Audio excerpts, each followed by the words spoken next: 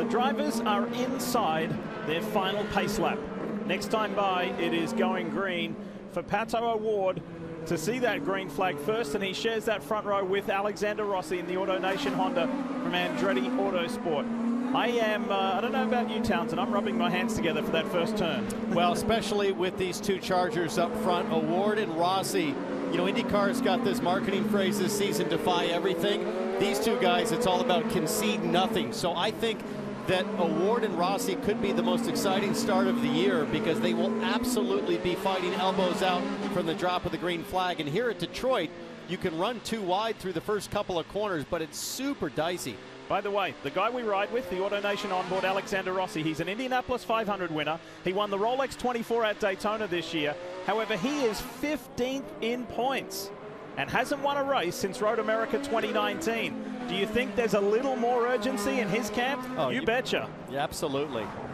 And Rossi showed terrific qualifying pace, obviously starting on the front row, but basically since the cars unloaded here for practice in Detroit, all of the Andretti Autosport cars have shown well in the top 10 for effectively every session. 3 or 4 cars. You've got Hunter-Reay up there, Colton Herta, teammates with Andretti. So it's going to get fast and furious right away. By the way, the 3rd and 4th cars you see belong to Dale Coyne Racing. One with Rick Ware Racing, one with Vassar Sullivan. This is only the 2nd time in the history of Dale Coyne Racing that both cars have started inside the top 4. That's outstanding.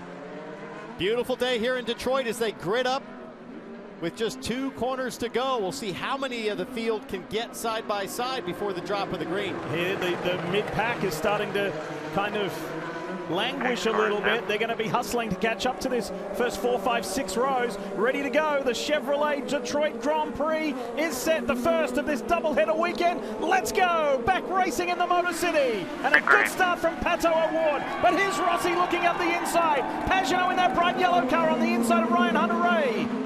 Hunter-Reay goes to the outside in that yellow and red DHL car. They're too wide through turn 2, and watch them jump off the exit here. It's really squirrely. See who pops out for the brake zone. Grosjean defends on Ed Jones. And here comes Will Power, the black and red car on his teammate Joseph Newgarden. Wheel to wheel, Pagenaud on the inside of Hunter-Reay. Hunter-Reay and Pagenaud have been side by side for 3 corners. Now Pagenaud muscles his way through. Now it really narrows up on track. On board with Scott Dixon.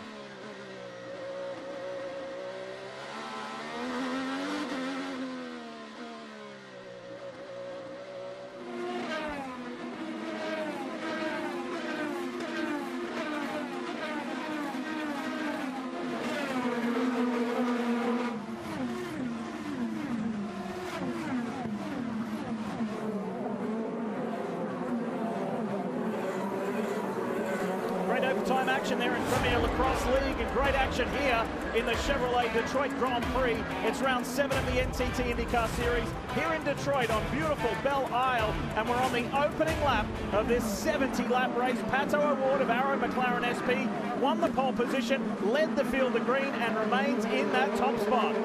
Here comes the leader, Pato O'Ward in that black and orange car. That's Alexander Rossi in the pink and white AutoNation car running 1-2. That's to complete the first lap.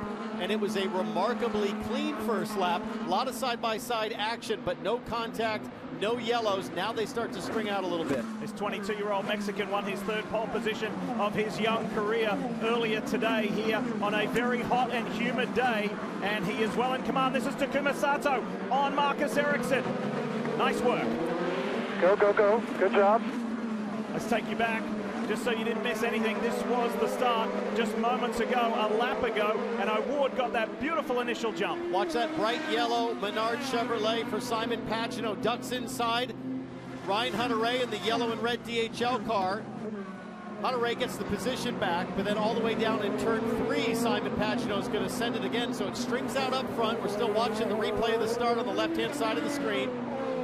And then they fan out to where they run right now. Pagenaud ahead of Hunter-Reay, P8 and P9. Lee Diffie, Townsend Bell, Marty Snyder and Kevin Lee with you here. Look at that. We are smack bang in the middle of the Detroit River here on Belle Isle. This is the 28th time that IndyCars have raced at this very demanding venue. And there is a real mix of experience and non-experience. There are 7 drivers in this race who have never, ever raced here, and they are learning the hard way. Absolutely. Rossi now starting to reel in Pato O'Ward a little bit as they come to the longest straightaway on the track. This is between turns 2 and 3. And Kevin Lee, Hunter Ray's in the pits already.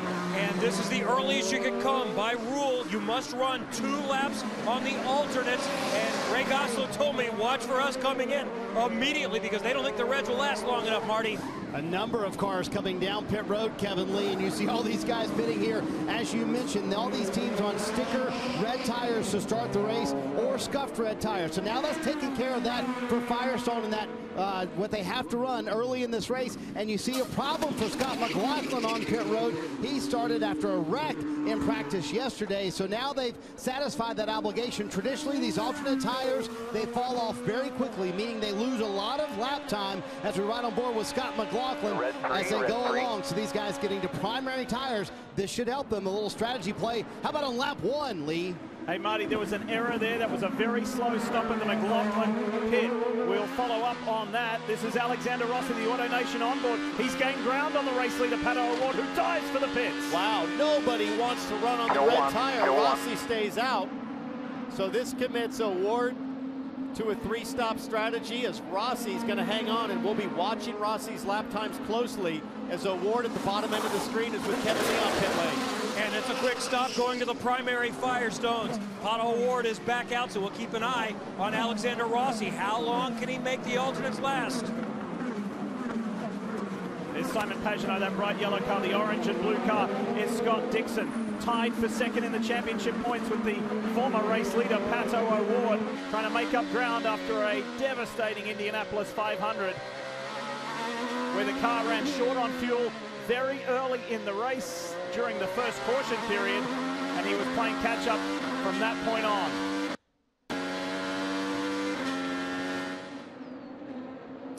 So Rossi out front by 3.3 seconds over Grosjean. And in previous Detroit Grand Prix, as recently as 2019, we saw these red tires, and I remember specifically on Scott Dixon's car back then, absolutely fall off a cliff in terms of performance. So Rossi's going to hang on and see what the pace is like. Nobody's really had a chance to test this year's Reds to see what the durability is going to be like. You see the current tire on the left-hand side. Everybody that stayed out for the most part on Reds except Scott Dixon, who started on the harder compound.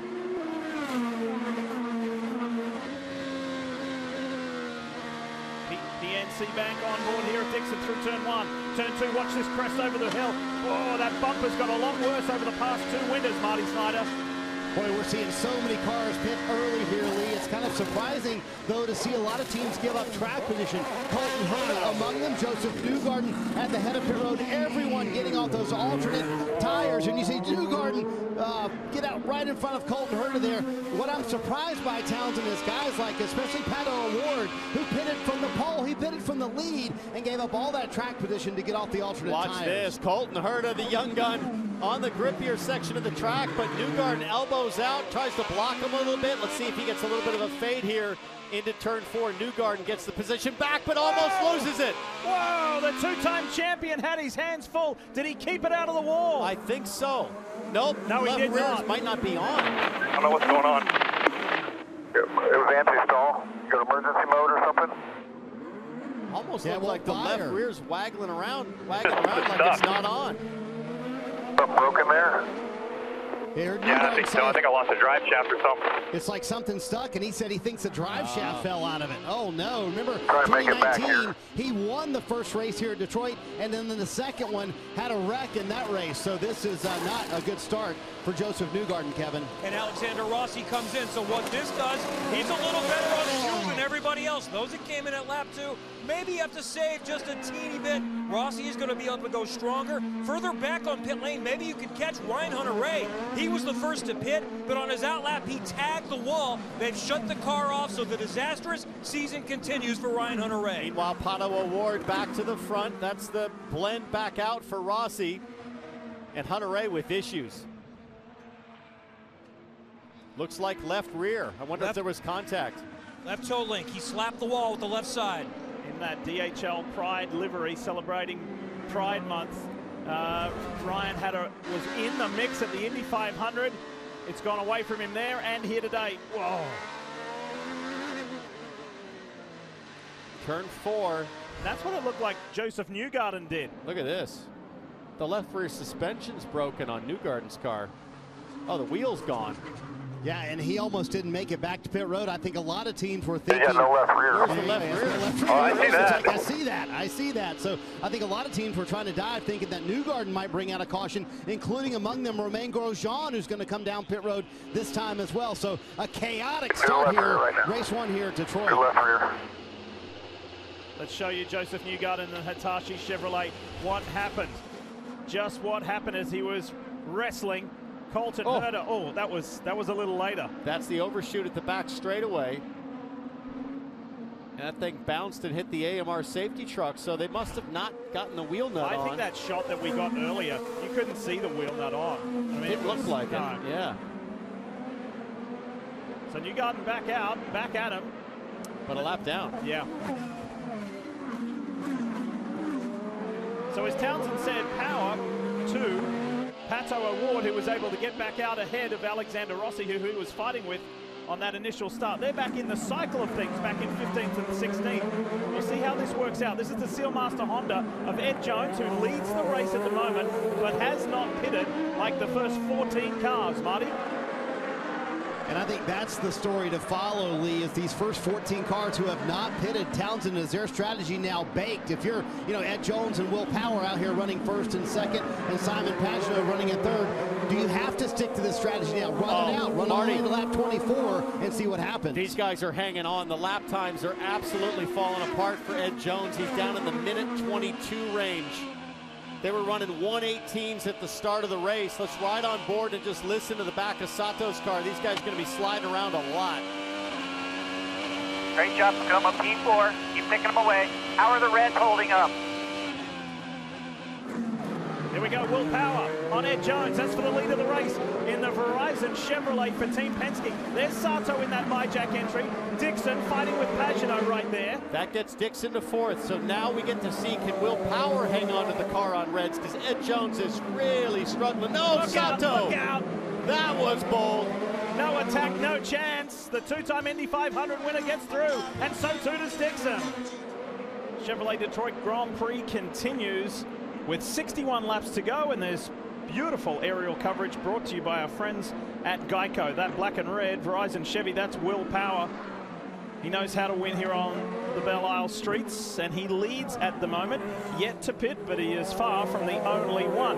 However, the interesting thing is Power and Takuma Sato, who sits second. Sato's made up 14 positions, by the way, from where he started. They're on that softer compound red Firestone tire. The next one in line is Scott Dixon, and he's the next one that's a point of difference. He is on that primary harder compound tire. He's going to stay out there for a lot longer. Yeah, he'll probably try to run the full fuel range, which is about 24 or 25 laps. So Sato looking good. But in order to really make it work, Marty, I think Dixon needs to make a move on Sato, and he goes for it in one. Got that spot up to second, and I think those primary tires for Scott Dixon are certainly going to pay off for him. Listening in on Will Power's strategy up front in the lead right now, they told him, go as hard as you can go. We need 4 to 5 more laps. So Townsend, that's going to take him into the range where they can make it on one more stop. The pit stops happened so early, we didn't get to really explain what that meant. So the teams that pitted early on, they'll have to pit 2 more times as well. So Power strategy, they'll pit here in about 4 to 5 laps and only have to pit 1 more time, Kevin. Jimmy Johnson is in. He was running at the back, and this stop is not strategy. He said, I'm down on power. Something's wrong. And they've got something wrong with the throttle pedal. They're looking into it, so it's going to be a longer stop. By the way, Scott Pruitt is now as his strategist, driver coach, the second winningest driver in IMSA history, 2-time IndyCar race winner, is talking Jimmy through this and told him he's doing great. But unfortunately, he may not get to run all the laps today. Look at this angry little bunch headed by Simon Pagenaud in that Menards Chevy. Then Marcus Ericsson, the Hy-Vee Honda right there. That's Santino Ferrucci. He's back for Rahal Letterman Lanigan after being the highest team car at the Indianapolis 500 2 weeks ago. That bright blue car, that's the Chevy from Carlin for Max Chilton. This is on board with Graham Rahal. Another driver that started on the harder compound as Alexander Rossi makes a move with Pato O'Ward. So those are the cars on the 3-stop strategy. Rossi to the front. Let's go for a ride here with O'Ward. Just look how brutal this track is.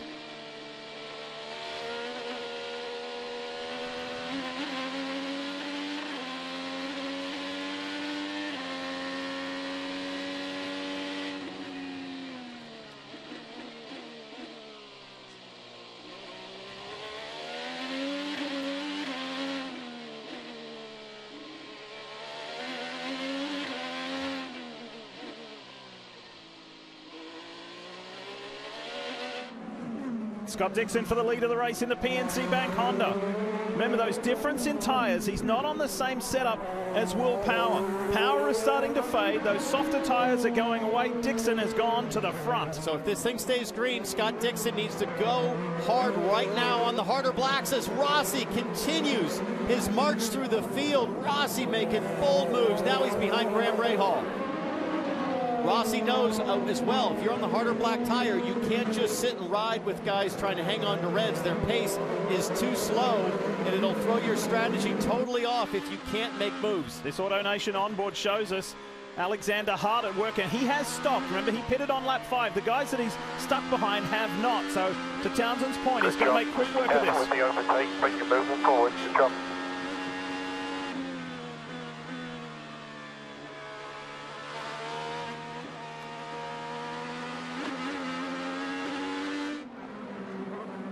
Let's see if that AutoNation Honda can continue to pick its way through the field. Meanwhile, Scott Dixon, the most recent winner here in Detroit, leads.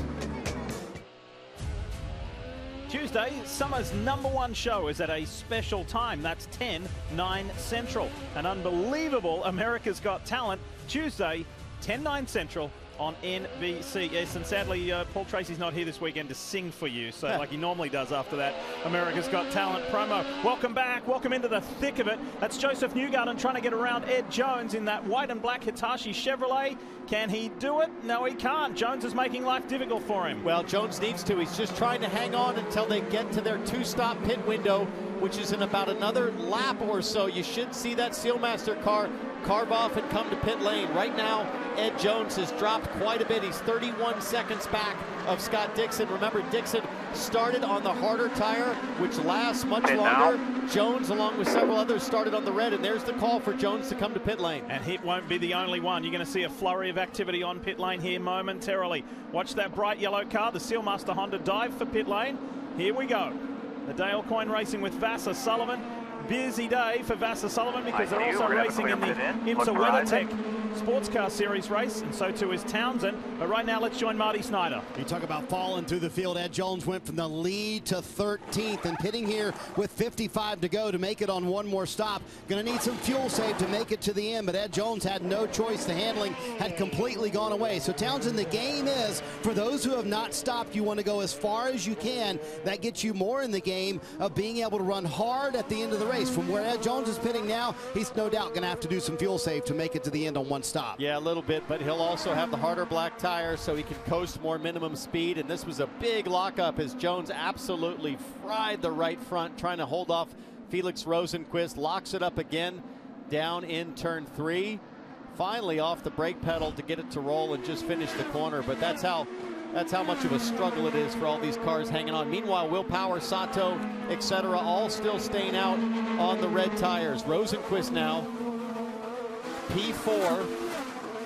Last lap was a 1:19.5, so Rosenquist looking to be doing a very good job. Hinchcliffe there in the orange number 29 Genesis car started on blacks. And he really needs to push through the field here like what we've seen Rossi do a little further back, because that's the advantage. He needs clean air to make that strategy work, Kevin, on tires.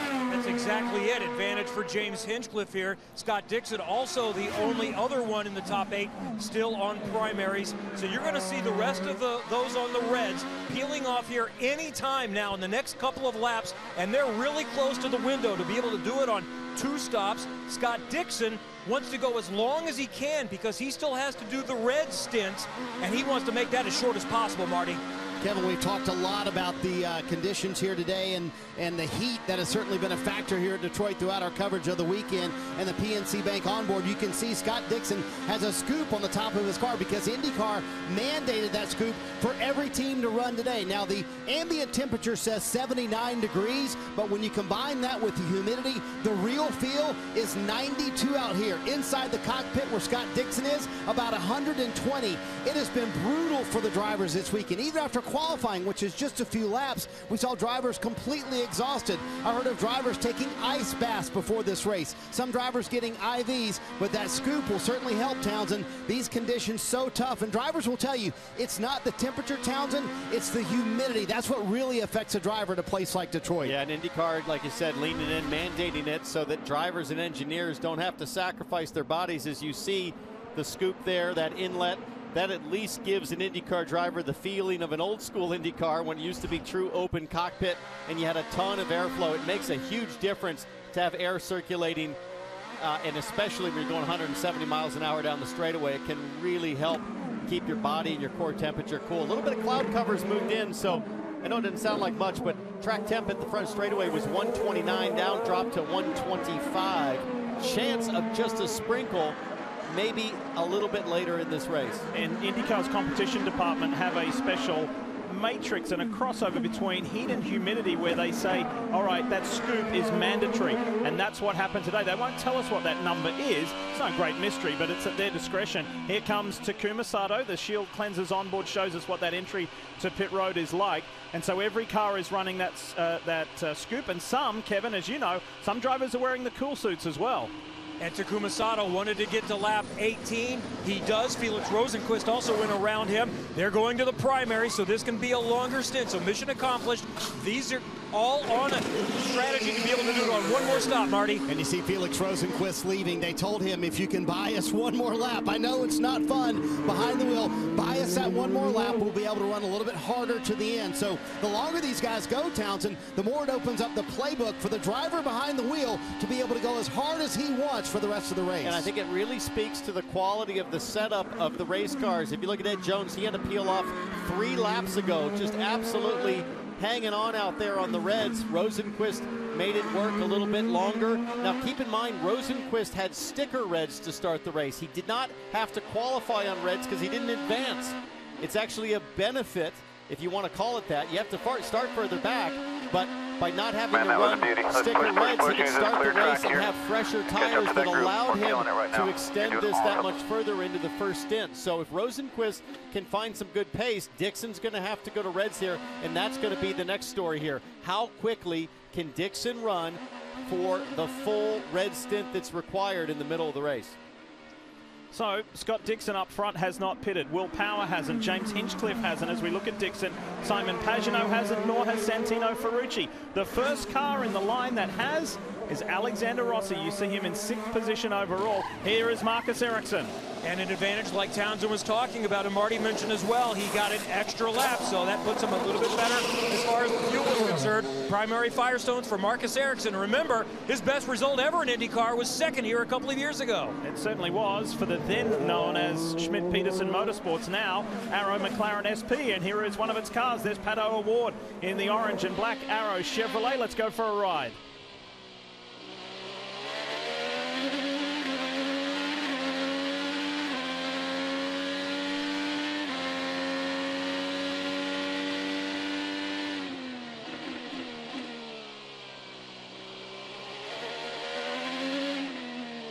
The 22-year-old Mexican who started on the pole position currently runs 8th. Was in a pretty good duel with Alexander Rossi. Rossi's 2 cars further ahead. And here's Will Power from 2nd. This guy was quickest in practice yesterday and was an angry man. He was not happy with one of his fellow competitors.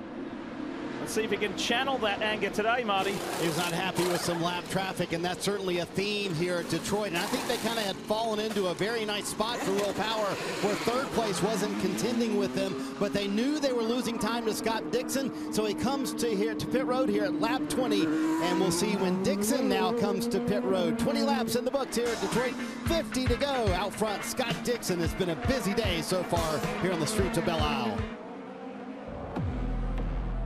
Your Fast family is back. Fast and Furious F9. It's in theaters June 25th, which is not far away. As we welcome you back to the Chevrolet Detroit Grand Prix here on beautiful Belle Isle. Lee Diffie, Townsend Bell, Kevin Lee and Marty Snyder with you as we race on. 48 laps to go in this first of a doubleheader weekend. Let's take a look at the Honda track preview. Riding on board with Ryan Hunter-Reay. Final 2 corners before the front straightaway. Turn 12, turn 13, not quite flat out. Uses a little too much curb there because it's super steep. It kind of kicked Ryan Hunter-Reay over to the wall. But this gives you an idea of just how physical a lap around here can be. Hunter-Reay running down in 24th position, slapped the wall earlier in the race, had to make a quick fix to the rear toe link. And that's thanks to Honda. And that's unfortunate for Ryan because all Andretti Autosport cars have been having a really promising weekend. This DHL Honda had been in the mix. And unfortunately now RHR is down some 6 laps down in 24th position. So Scott Dixon continues to lead the way. And this is going to be an interesting kind of game of chess at 175 miles an hour between Dixon and Rossi. Well, here's the thing, Diff. About 26 seconds lost on pit lane. You can see the delta here. So Dixon's going to pit in the next few laps and come out, I think, right around Sebastian Bourdais. But that allows Alexander Rossi, Graham Ray Hall, Award Herta to get back to the front when those pit stops happen. Oh, big crash. Felix Rosenqvist. Oh, my goodness. I bet I know where that is. I think that's onto the back straightaway. And what we've seen in years past is a driver hitting the right front on the concrete wall at the apex.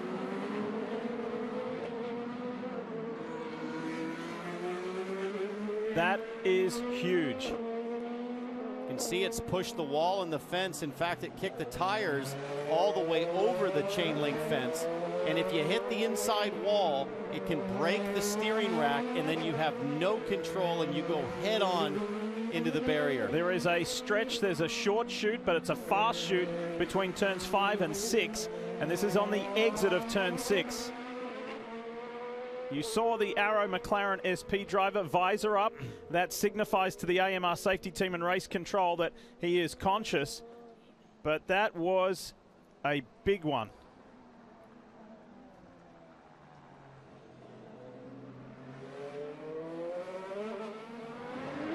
It looked like he's in pretty serious pain there. And it looks like the front end of the nose pretty heavily compromised. Let's see if my theory holds true. Oh boy. Almost went out of the park. It's right on board. It sounded like the throttle stuck.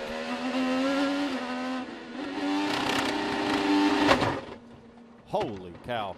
The throttle did stick. That was bizarre.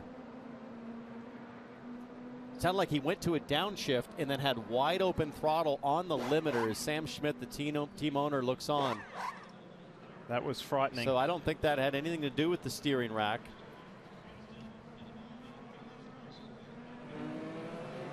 A 29-year-old Swedish driver just took maybe the scariest ride of his life. And that's not something we see often in IndyCar IndyCar racing, a stuck throttle. It's very, very rare. And I'm afraid that nose of the race car was able to penetrate underneath or through the tire barrier, and it's just concrete block on the other side, and you can see how much the barrier's been pushed back. Normally this just runs straight, and right here it's kinked out. That's how much force Rosenqvist had into the fence, and this is going to take a while to clean up.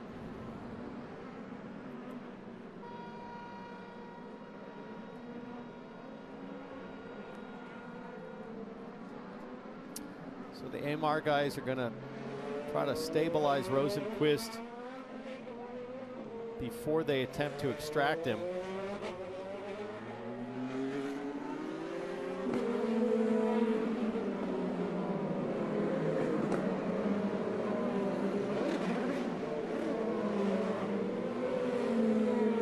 Look at that. Look at that one concrete barrier.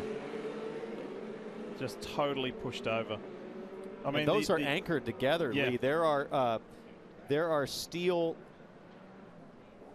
inserts that connect the wall. There's rebar that loops into the wall, and then a steel post that goes down through the middle, and it's just blown that completely open. I mean, the amount of inertia that is required to do that is colossal, to say the least. But we showed you that onboard replay, and it was a frightening ride for Felix Rosenqvist.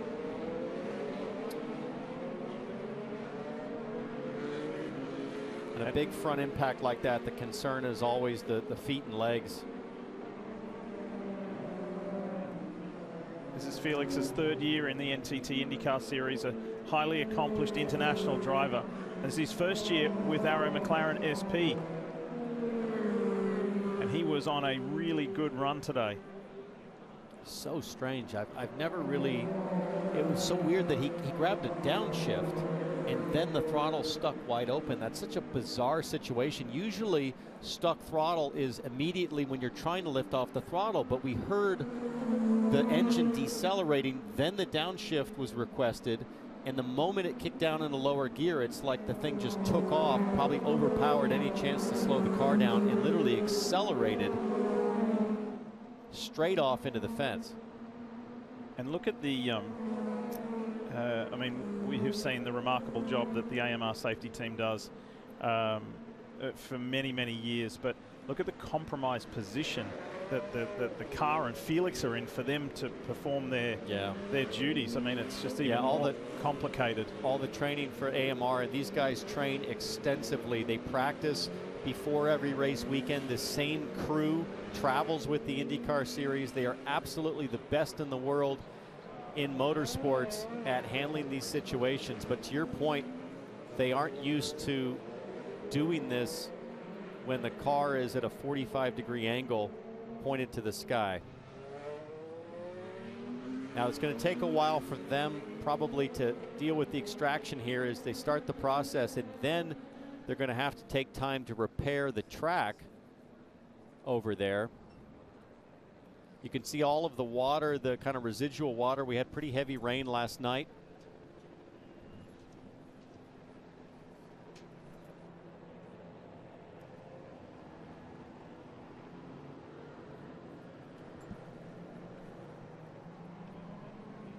All that water was trapped inside the tires, so that came out. That'll have to be cleaned up as well. For those of you just joining us, this first leg of the double-header weekend here in Detroit, the Chevrolet Grand Prix, we are now under a red flag condition. You're looking at the Arrow McLaren SP Chevrolet of Felix Rosenqvist, 29-year-old Swedish driver. He is alert. We've seen that from our own camera shots. And the AMR safety team are just trying to extricate him safely out of there after an incredibly confronting. The speed was unabated, and he just collided with a stuck throttle straight into the tire barrier, the concrete barriers, the fence, as the car climbed forward. We knew straight away that Felix was conscious as he was able to raise his visor, but seemed in immense pain. By just his expression, his facial expression. Looks like we're going to be in a red flag situation as cars come to a stop on pit lane.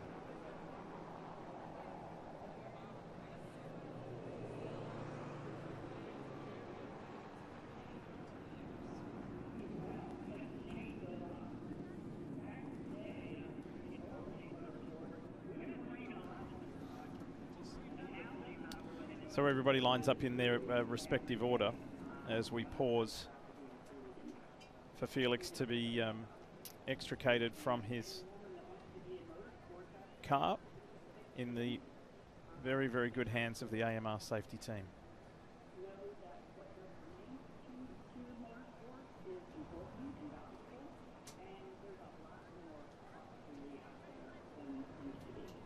And again, Townsend, I come back to the point, and you know it all too well for your years of racing, is that a stuck throttle in an IndyCar is something that we just don't often see. It's a fly-by-wire throttle, so it's not a mechanical cable like it used to be from the throttle pedal back to the engine. So effectively it's like an electronic switch, like the dimmer switch for your lights on the house. Yeah, sure. And I just can't imagine what all of a sudden could have created that situation. You know, is there any chance that his foot got trapped getting on the brake pedal? We don't know. And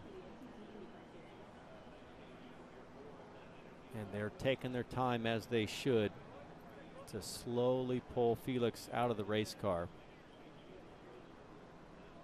And there he comes.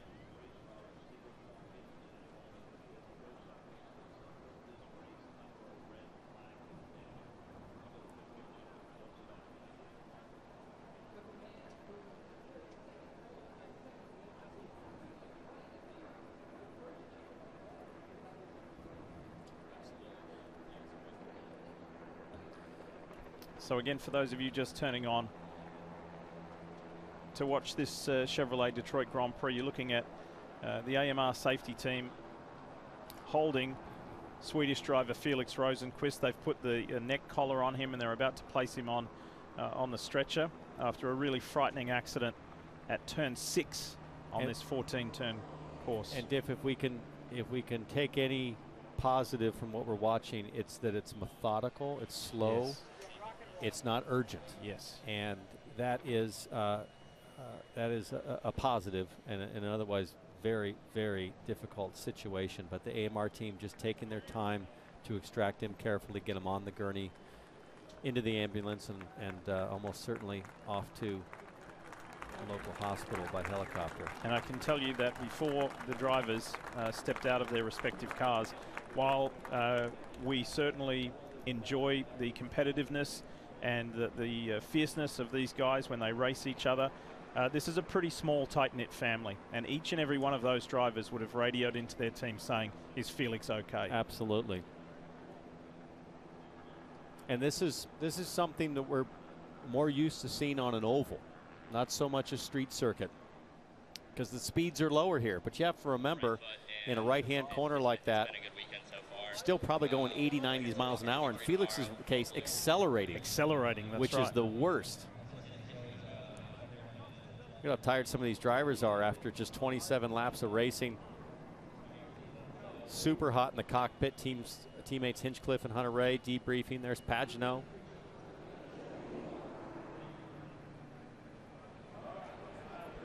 So Felix Rosenqvist is in the ambulance. The AMR safety team have again done a stellar job taking care of one of these world-class athletes. The Belle Isle racetrack is quiet for the time being as we welcome you back to our live coverage here on NBC. And I know that many of you are watching all around the world coverage this year of the 2021 NTT IndyCar Series. Field at a stop because of this. And we're going to show you again what happened to Felix Rosenqvist of Arrow McLaren SP. Just listen.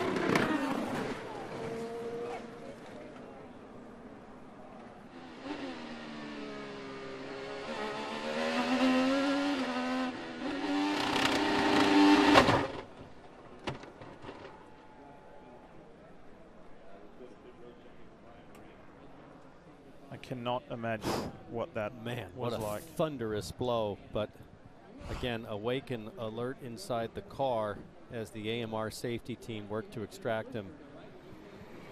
Can't really see the nose of the car there, but it absolutely must have hit the concrete. There you see Bud Danker and the rest of the Penske Entertainment group out there working with all of the officials and the crew to try to get this wall rebuilt. There's officials on the backside of the wall also here trying to figure out how they might kind of stitch this together. Here comes the forklift bringing a new piece of concrete block.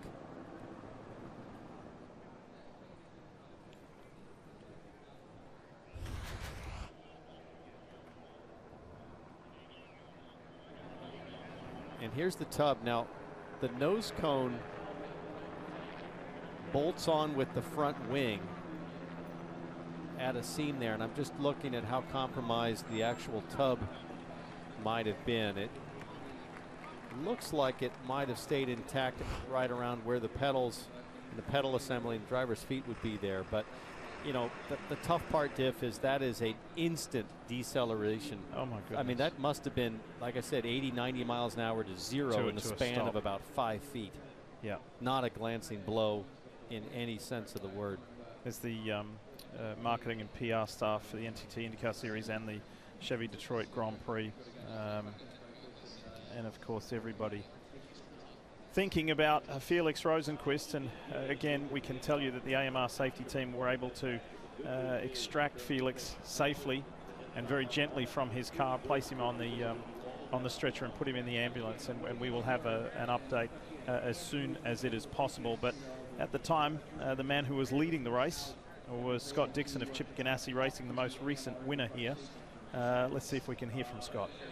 And actually the top two in the race, Scott Dixon and James Hinchcliffe, were in the same strategy, started on the primaries, were getting set to come in with a matter of a few laps.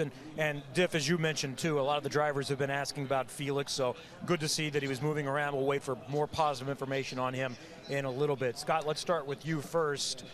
You did what you needed to do at the start of this race. How much does this mess up the plan? Not really sure. You know, it's still, you know, we have to pit ultimately, but I think a good chunk of the group needs to as well because they pitted so long ago. So, you know, we'll just have to see how it falls. Obviously, it's not perfect. I think the strategy that we were on, you know, albeit we had no caution there, would have been really good for the PNC Bank number 9. But yeah, I don't really know. I haven't really chatted to the team yet to see how bad. I came onto the radio and I was like, this is going to hurt us pretty bad. And they're like, maybe not. So we'll see. And Hinch, I heard you talking with Brian Barnhart, your strategist, and the consensus right now is kind of, uh-oh. You made something really happen. Now, what was you said about your luck?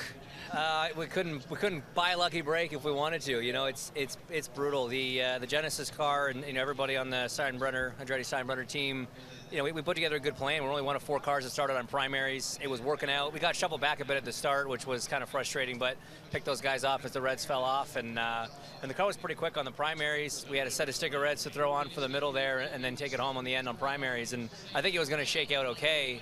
When that yellow came out, we were already close on fuel. And so with the red coming out, I got a feeling, again, I'm like Scott, I haven't quite talked. I haven't made it all the way down to our pit yet, but it sounds like we might even have to pull out a line here, work under it under a close pit, take a bit of fuel, because I'm not sure we'll make another lap. So sends us to the back, and then we'll have to serve a penalty on top of it, so it pretty much tanks our day. Oh boy, and Scott Dixon has been in that situation before, similar to the Indy 500 as well. All right, I heard all of you guys asking about Felix on the radio. You've been there, you've done that before. What is going through the mindset of a driver when you pass a crash scene and everyone's asking, what just happened? And by the way, we think the throttle's stuck or something like that. Oh yeah, I mean, I haven't seen the replay yet. Obviously, what weird scene to see with his car landing the way that it did. But obviously, you know, the first thing you just hope that the driver's all right, and you know, the cars that we have and the tracks that we have, the safety team that we have are all top notch. So I think hopefully, you know, he'll be unscathed and all that. But yeah, it's tough. It's tough having to get out of the rhythm of a race like that, and you know, sit around for half an hour, 40 minutes, whatever it ends up being, and then try and get back into race mode and go finish the last 2/3 of this thing. But we'll do what we can when we get back out there in the Genesis car. All right, go get some hydration, and we'll wait for more good news, hopefully soon, on Felix Rosenqvist.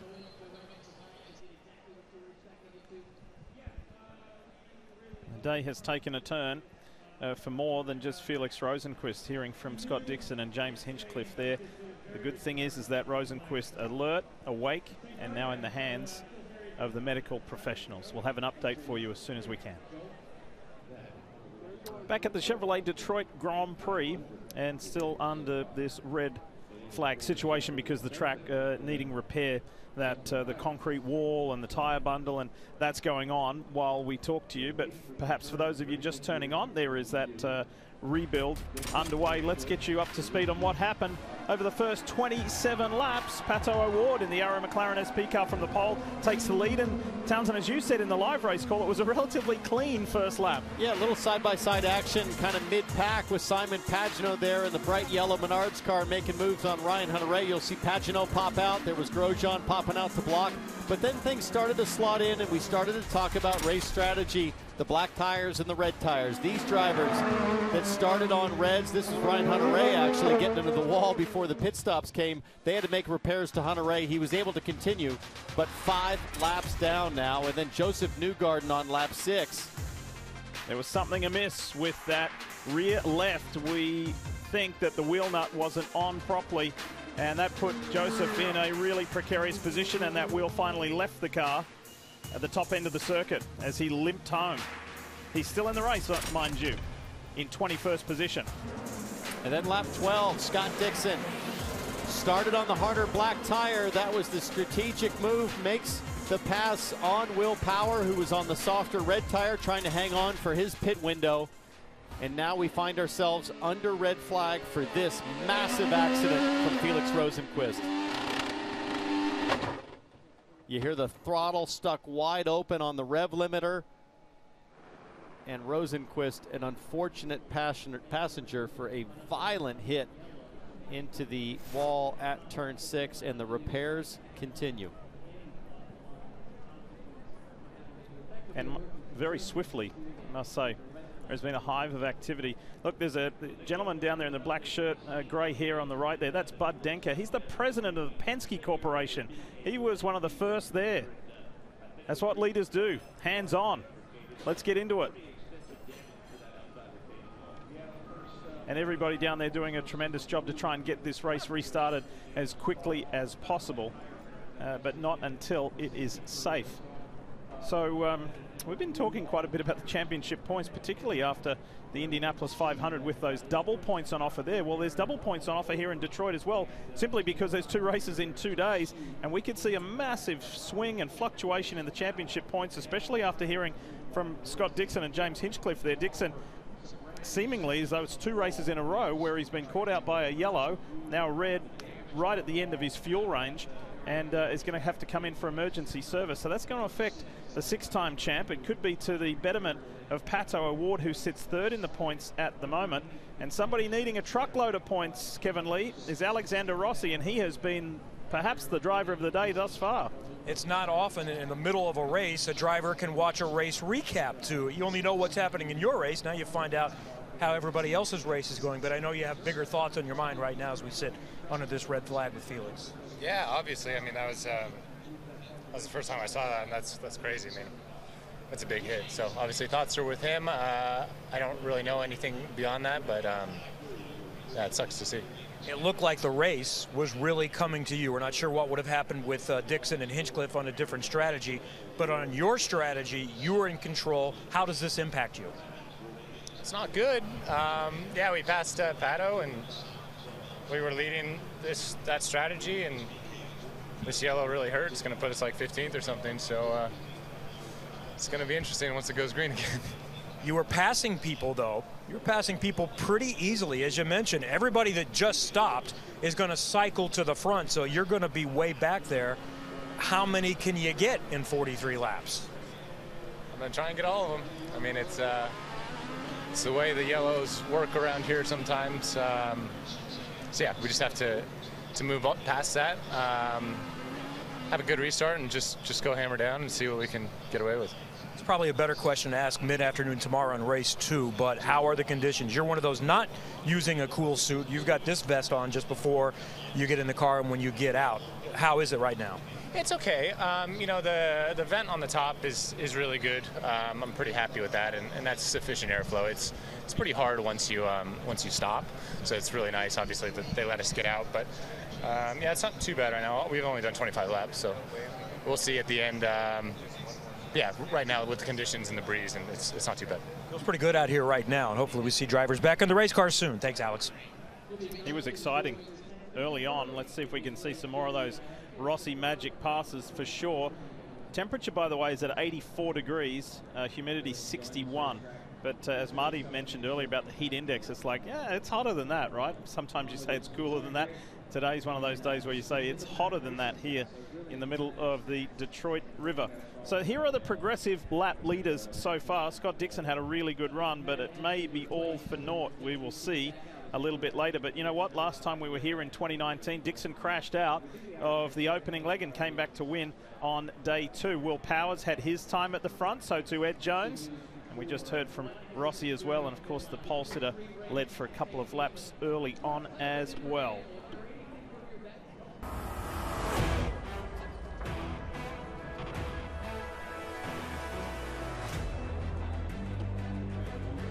NBC's coverage of IndyCar is brought to you by Progressive, by Shield Cleansers, a full line of powerful disinfectants and cleansers, proud partner of Rahal Letterman Lanigan Racing, Carvana, driven to make winners out of our customers, and by PNC Bank, changing how you handle overdrafts with low cash mode. Front and center of the Detroit skyline, the Renaissance Center.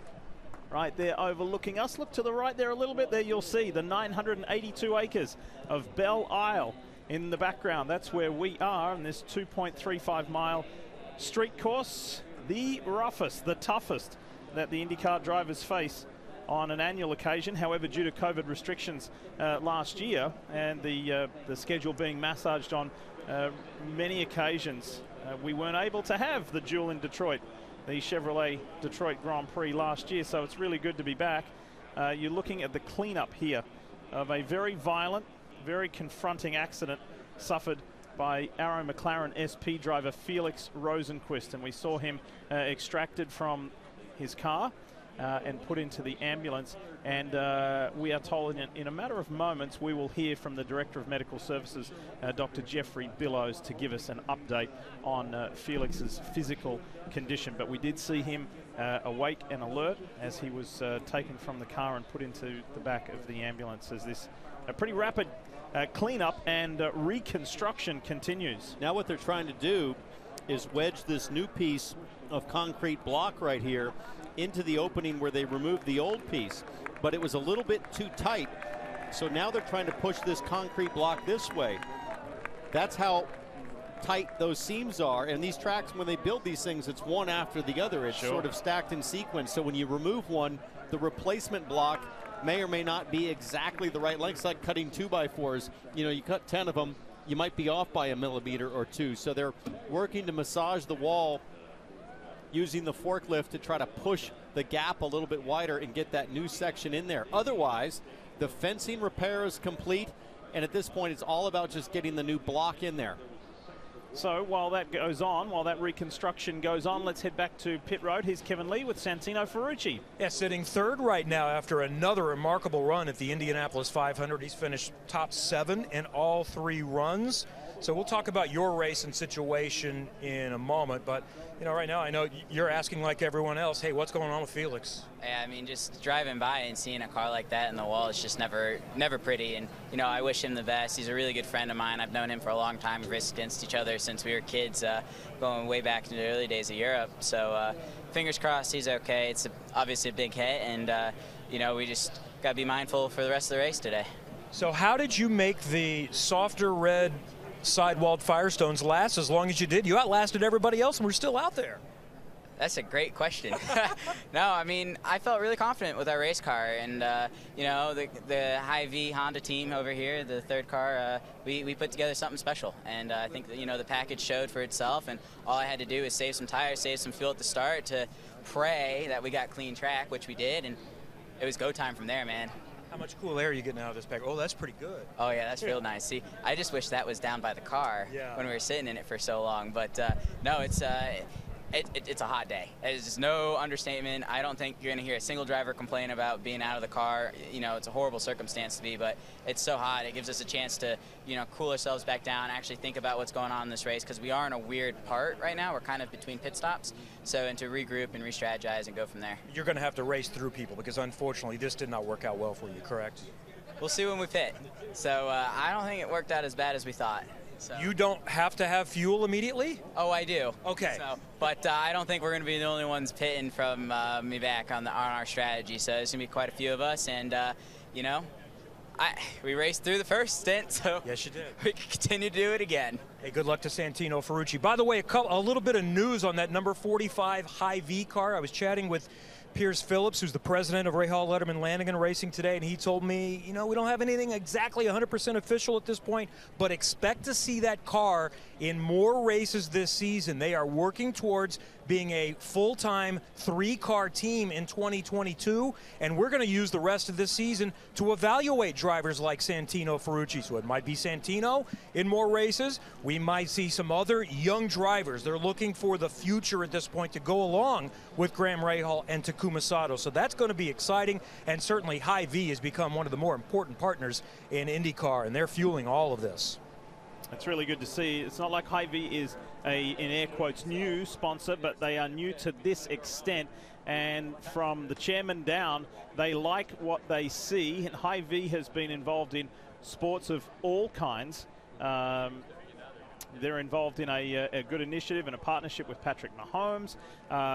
At the Drake Relays track and field. I've commentated on the Hy-V Cup for many years, so sport is definitely in the DNA of Hy-V, the Iowa-based grocery chain, and they are far more than just that for sure. But on a more important note, it's time to get an update on Felix Rosenqvist. Here's Marty. Yeah, Lee, happy to have Dr. Jeffrey Burrows from IndyCar here, Billows from IndyCar here, from the IndyCar medical team. And Dr. Billows, let's first of all get the update on Felix Rosenqvist.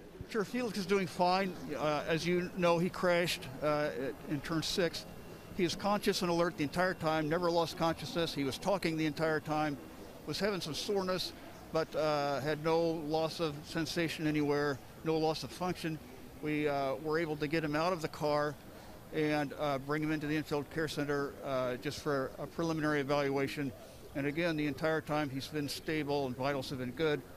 We're sending him downtown to the hospital for some advanced imaging and more definitive evaluation. So, Dr. Billows, should we take it as a good sign you guys decided to bring him to the infield care center and not directly to the hospital downtown? Absolutely. He's been totally stable the entire time, and if we felt that he had anything life-threatening or limb-threatening, we would have transported straight to the hospital. Thank you, Dr. Billows, and as always, terrific work by the IndyCar medical team. Sure, thank you. Thank you. All right, Dr. Billows is going to head back in, and I also talked to Billy Vincent, his strategist, Felix Rosenqvist strategist, Lee, and he said he was in there laughing with Felix, so certainly initial terrific signs from here, and again, they will take him downtown for further advanced imaging on his lower body. That's the biggest concern right now.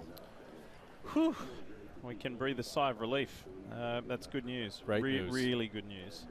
They're still struggling here to get the block back in place.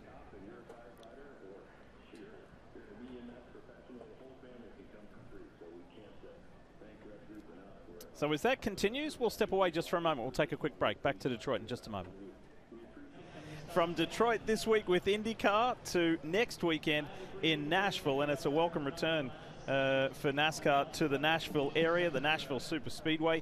That's next weekend for NASCAR. IndyCar will be on the streets of Nashville for the Music City Grand Prix August 8th, and we have to look back at the last time IndyCar was actually in Nashville. Scott Dixon the winner, Elio Castro Neves, the late Dan Weldon there as well. That was back in the year that Scott won his first championship. Second championship, pardon me. So really looking forward to that, and we're looking forward to this block going into place as well. So this is outside turn 6 where Felix Rosenqvist crashed, and it's been quite the construction exercise to make this new concrete block fit, and then the tire bundles and barriers can be put into place. And we're getting closer and closer. So while that goes on, let's take you back a couple of years. 2019, the last time that the NTT IndyCar Series was here on Belle Isle. And let's show you what went down. Let's go racing in Detroit. Hit this lap. Joseph Newgarden, perfectly timed pit stop. He was in the lane right as the yellow came out and cycles to the front. Will Power in his stall. Your right front's not done. And there goes the right front tire. Believe this. I mean, come on, guys. That is so un-Penske-like. On his way to the checkered flag, Newgarden wins in Detroit. We really wanted this one. I feel pumped for Team Penske today. It's race 2 of this doubleheader weekend. Green. Superstar Newgarden, a multi-car crash on the opening lap, and Simon Pagenaud, the Indy 500 champ, is in that. Wow, how much can change in a week for Will Power. His string of bad luck continues. He's going to be coming furiously from the back of the grid. Keep digging, bud. I'll bet you will too. Rossi to the inside, Newgarden to the inside. Look at Newgarden, he is furious. Will Power, how on earth he is in 3rd place after everything that has happened to him today. The checkered flag is there for Dixon. Power with a comeback story. Good job all day there. We worked hard for that one. So that's what went down a couple of years ago. And we are 27 laps into today's first race of two 70-lap races this weekend here for the return for the NTT IndyCar Series. One guy looking to get ready to return to his car and get back out there is Will Power. And let's chat with Will right now and making a food order here. Are you getting a mid-race snack, or what are you getting going on here? Yeah, I actually had a banana and peanut butter sandwich. So. Good. Yeah, I'm going to have to go hard here. So there you go. So when all this sorts out, all the chaos from all this strategy, you're going to wind up being the leader because you're the first car that's doing the 2-stop strategy. How much did this caution really play into your hands? Yeah, it really was good. Either way, it was going to be good because we made the Reds last, and those other guys kind of got held up behind guys trying to make the Reds last. So either way, I think it was going to be a pretty good battle. I think Rosenquist was probably the leader on that, so it was really, really bad for him, man. Like, it sucks that happened to him. I'm sure it's a stuck throttle. That's what it looks like. And I've been through that. When you go straight in, you hurt your back pretty badly. So I'm hoping he hasn't broken his back. Well, we certainly hope not, and we'll get more later on that. Will, how tough was it out there on those Reds? We saw you guys sliding around. We also saw you maybe kind of give up the lead to Scott Dixon because you knew, man, if I race him, it's going to hurt me worse. Yeah, I wasn't going to fight him. He's on blacks and clearly faster than the Reds, so I wasn't going to kind of hold myself up and use more tire trying to hold him up. But he was going to have to take the Reds at some point anyway. So yeah, good strategy call. We were on the fence there. I got on the radio and said, when I saw others pulling off, said, yeah, they're starting to go off, but then hung out and the track came in and thought we could make them last. How tough have the conditions been today, Will? We've talked about how hot it is inside the race car all weekend long. It was not bad on Reds because they went off so much that the steering became light. But when you put the full tank blacks on, like, oh my God. Like, the steering was locking. I could use everything I had to turn the thing. So the blacks on full tanks are certainly harder. Kevin, you never know what you can do during a break, including having a peanut butter and banana sandwich. In fact, Will ordered another banana. Here it comes. And sometimes during a break, you do an impromptu grid walk. We're back here kind of mid-pack. Rena's VK sits under the red flag in 14th. So look at Simon Pagenaud's car here. We saw some pretty intense racing. Yeah, it was pretty close for Simon Pagenaud at one point. As we walk forward, we're going to see some fans trying to cool down the car a little bit. And I also kind of wanted to explain the procedures. We get restarted. It's going to be a little bit like the start of a race. So here pretty shortly, drivers are going to be told to get to your cars. They'll have 5 minutes or so, and then we'll restart like normal. Now, I did confirm this. No one so far is serving any kind of penalty for any kind of emergency service work or anything like that. The goal is pits open immediately, so they leave pit lane, come back around. We know some, like Scott Dixon and James Hinch, are very tight on fuel, and they would then be pitting.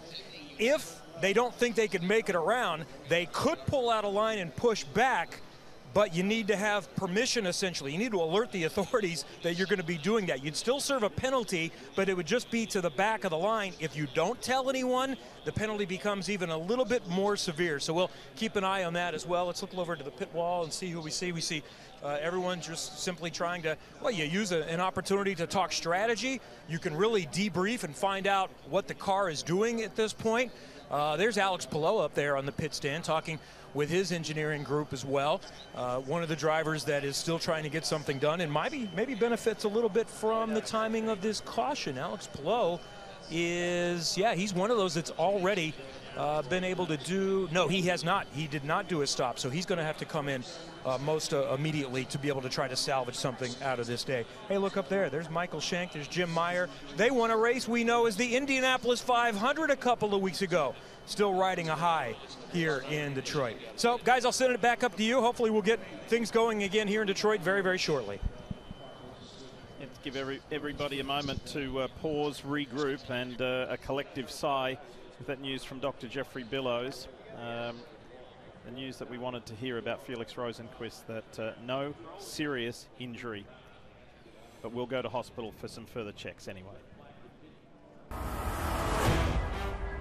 NBC's coverage of IndyCar is brought to you by Fifth Third Bank, official partner of Rahal Letterman Lanigan Racing. This is banking, a Fifth Third better.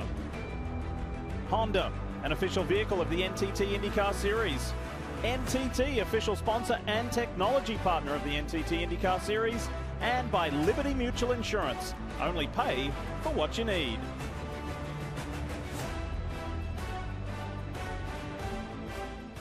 So as we welcome you back here to Belle Isle in Detroit, still under a red flag.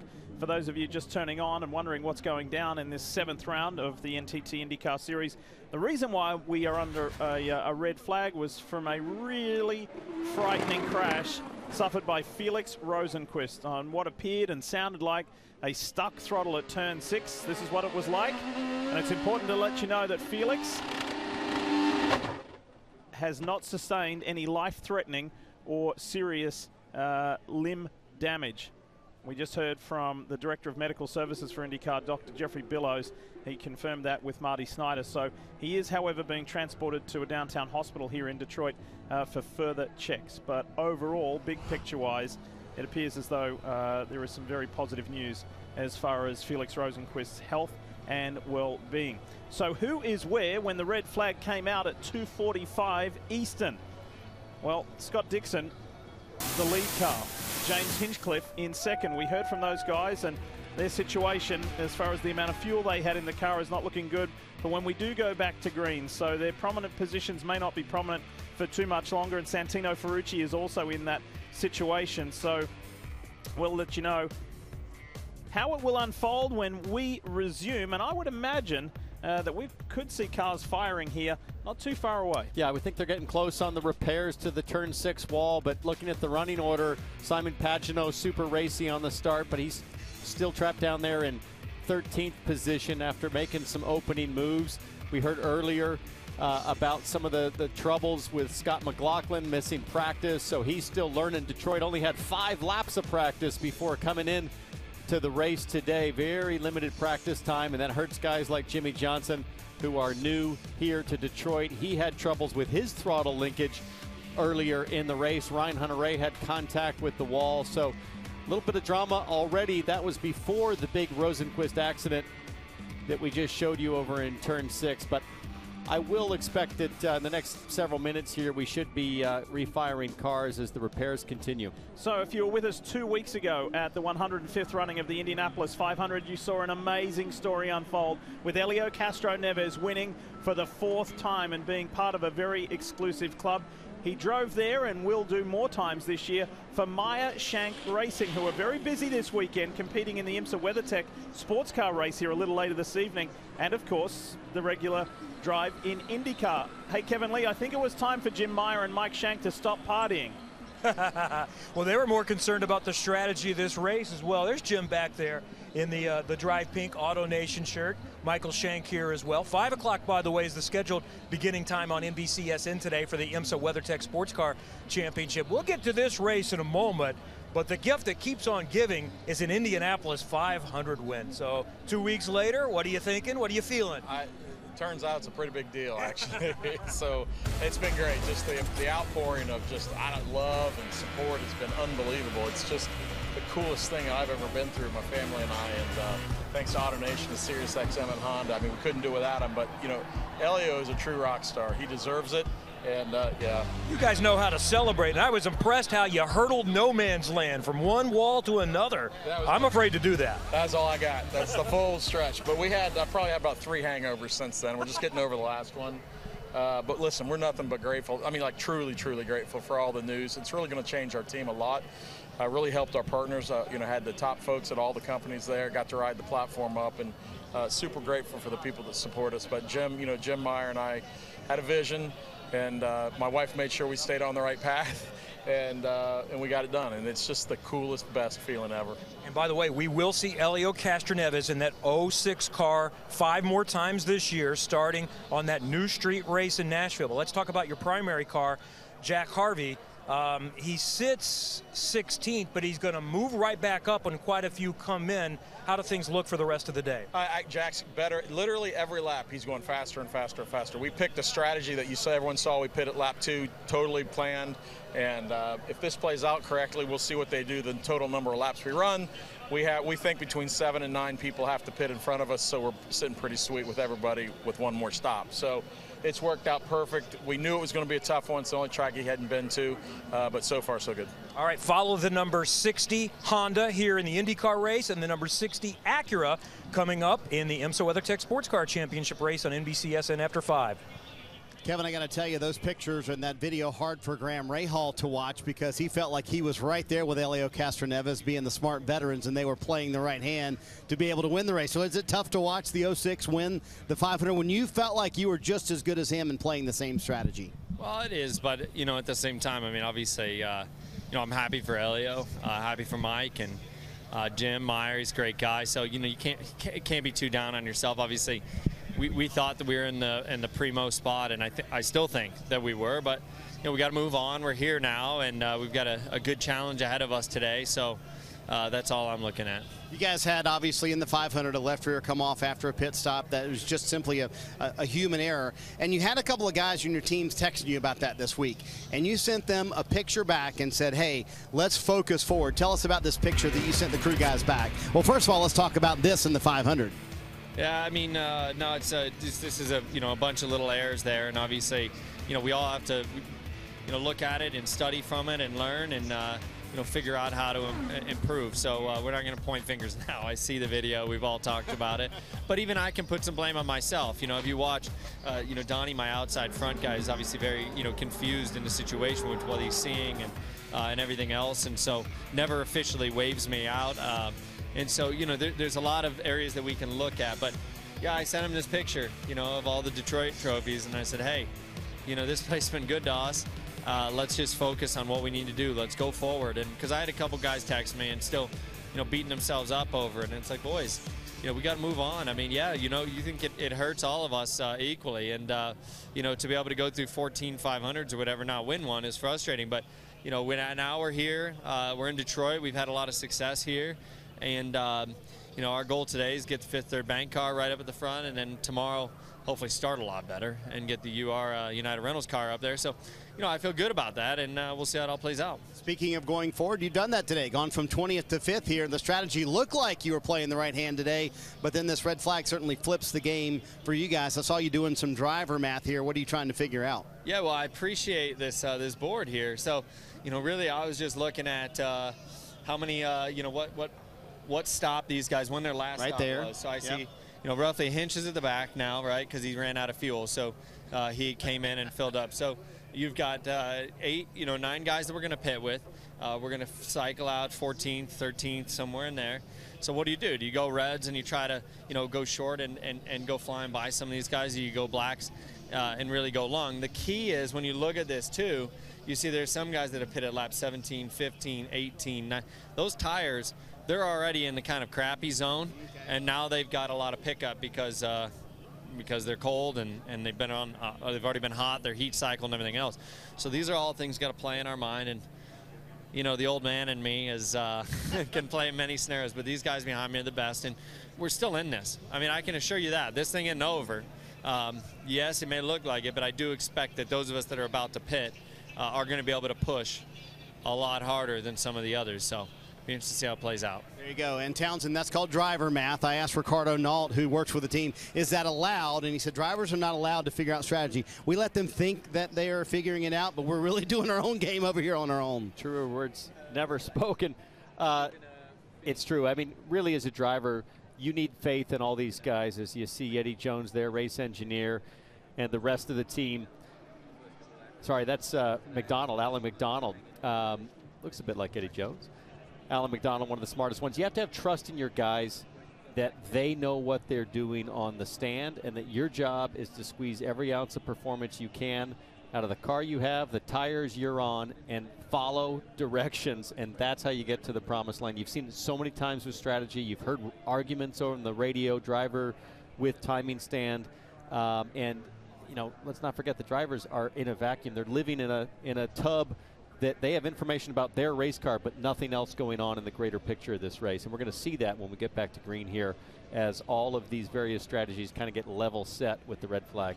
I like how Graham remained positive and sent his guys that photo of his success here at Belle Isle, and just said, hey, Indy's in the rear view, let's focus forward. And there have been multiple winners here at Detroit, but Graham is the only one to sweep the doubleheader in the same year. Some have won race 2 and then race 1 the following year, but Graham did it all in 2017.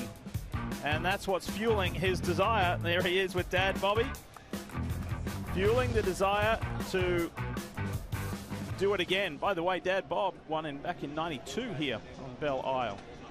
So they'd like to get a Rahal back to victory lane, at least the Rahal Letterman Lanigan car. So we will see. We are approaching the 1 hour mark under red flag conditions, and I think we're pretty optimistic And we will see the teams as that cleanup zone there is looking better and better. Outside turn 6, that reconstruction zone. They're getting there.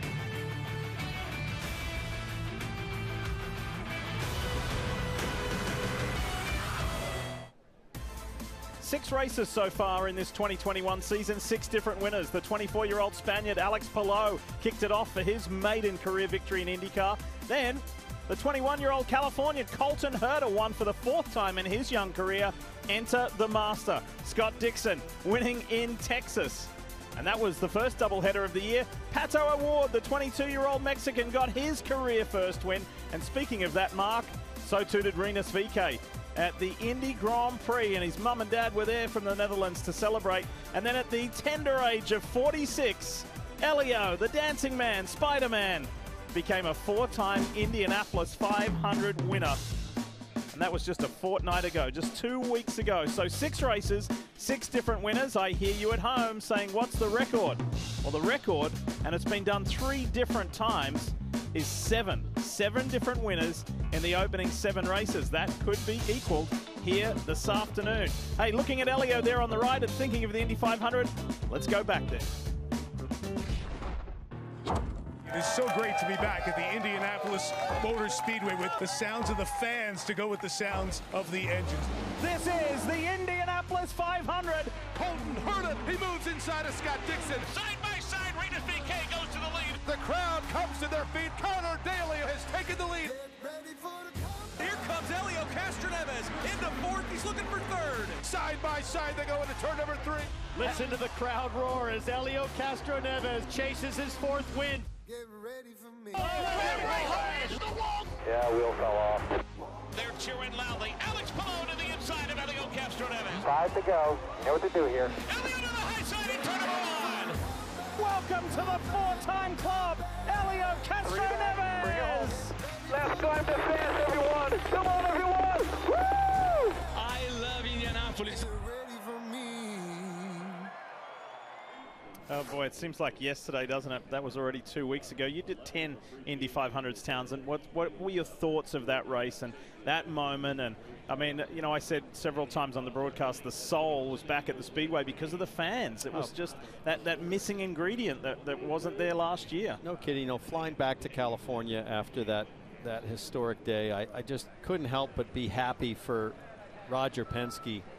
I mean, you talk about coming in and buying the biggest sporting event in the world right before the biggest pandemic, and for him to stand on top of the roof of the pagoda, which we understand that's his spot now, where he watches the race outside and look down at, you know, well over 130,000 fans in the stands, seen such a great sporting moment with Castroneves taking his 4th. I just thought, okay, this is what it's all about. Yeah, it's everybody coming back together and celebrating you know, the greatest spectacle in racing. And I'm just thrilled that the sport, the Speedway, everybody that is part of making this happen week in and week out, that we could deliver for those fans that showed up on race day. It was a proud moment. Look at this, concrete wall in place, tire bundles going back into place. We're getting closer and closer, Marty Snyder, for the drivers being told to let's refire the cars. I'm sure Colton Herta among those drivers who is ready to go, and we'll chat about Detroit a little bit. And man, you and I have had several conversations this weekend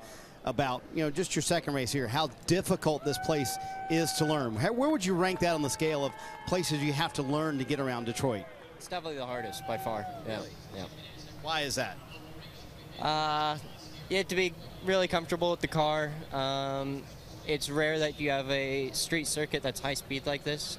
Second, you know, 3rd and 4th gear corners that you have to get close to the walls. So it takes a while to work up to that. The bumps are really hard to kind of figure out. And there's many different lines to many different corners here. So it's all something you got to pick up on really quickly. So you were one of those cars that came very early in the race, pitted on, I think, lap 3, right? And now your strategy kind of thrown out the window. When you kind of have to shift strategy and kind of adjust goals in the middle of the race, what would be a good result today now? I have no clue. We're gonna probably be back in like 17th or something like that. So if we could finish in the top 10, I'd be extremely happy. But you know, I think without differing strategies like we saw before, it's hard to overtake here. So we'll have to play that into role. You know, maybe gain a few spots, hopefully a few spots in the pit stop when we come around here, because a lot of people are going to stop here. And then, you know, we were so freaking fast. I thought we were going to walk away with this race and win it. So it's so frustrating because, yeah, as soon as we would put the new tires on, I ran back down Alex and Pato that were way up the road and felt so good. And it's just unfortunate we got burned by the yellow. So that's how it is. It's how it always is here at Detroit with how many laps we have at this race. It's a bit of a funny one, but we'll still try to salvage something out of it. We still have a really fast race car, so we'll try to do something here. We've talked a lot this weekend about the weather. This is the infamous cool suit you wore at St. Pete when nobody else had one. Now everyone in IndyCar is trying it this weekend. Talk about what it does inside the car. How much does it really cool your core body temperature? It does a lot, actually. Yeah, so obviously you see all the water tubes on here. They're basically just pumped with cold water, and it's filtered through an AC unit. So it works a dream. It works a lot for me. I think it's the best thing out of all the the devices to help cool us down with all the air intakes and the scoops and stuff. This has worked the best for me, so I like to have this on during the race. There's a lot of drivers who cannot sell this in, so did you have to talk Nathan O'Rourke into this, or did he go okay and right off the bat said, sure, you can try it? Because you won the race where you tried it in. Right. I think luckily I'm light enough that we can make it work, because obviously you're adding all this, which is heavier than your normal Nomex, and then you have the AC unit, which adds weight, moves CG. So, yeah, but we made it work, and the car, we found a nice balance to where we make the car really nice with it.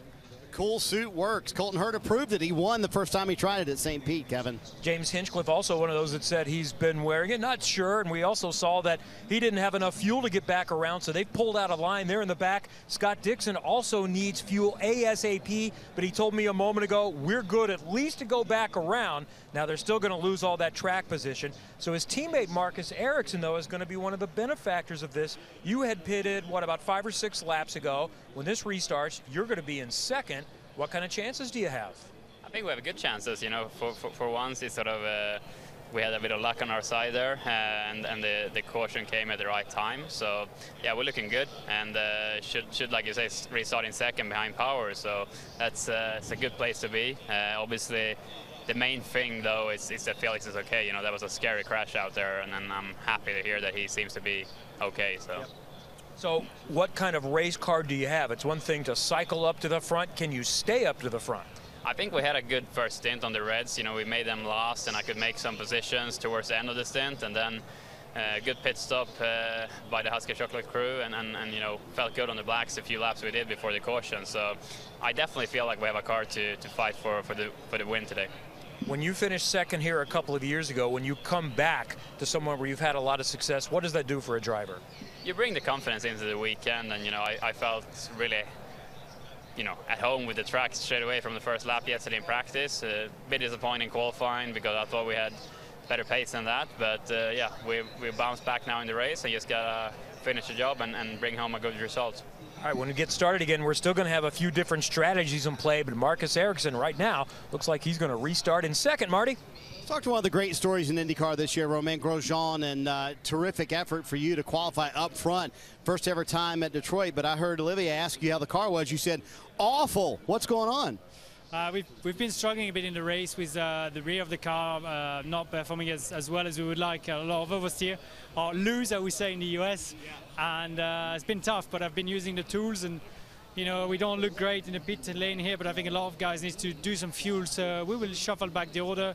The race is still long, and I hope we can find a little bit of pace. Could it be something broken in the car, maybe on the suspension? Well, that's what we kind of suspect, because the car is very different from qualifying and very tough to race. So we'll see. Anyway, we've got 43 laps to go, so the only thing we can do is take off some front flap at the next pit stop and drive it as we can. I want to talk to you about how much fun you're having right now. I know F1 is a tough game, but you're over here competing for wins, qualifying up front, and I loved the scene after the Indy GP where fans were cheering you after the top three. What did that mean to you? Yeah, it was incredible. It was absolutely incredible, and discovering the circuits, discovering the series is not easy.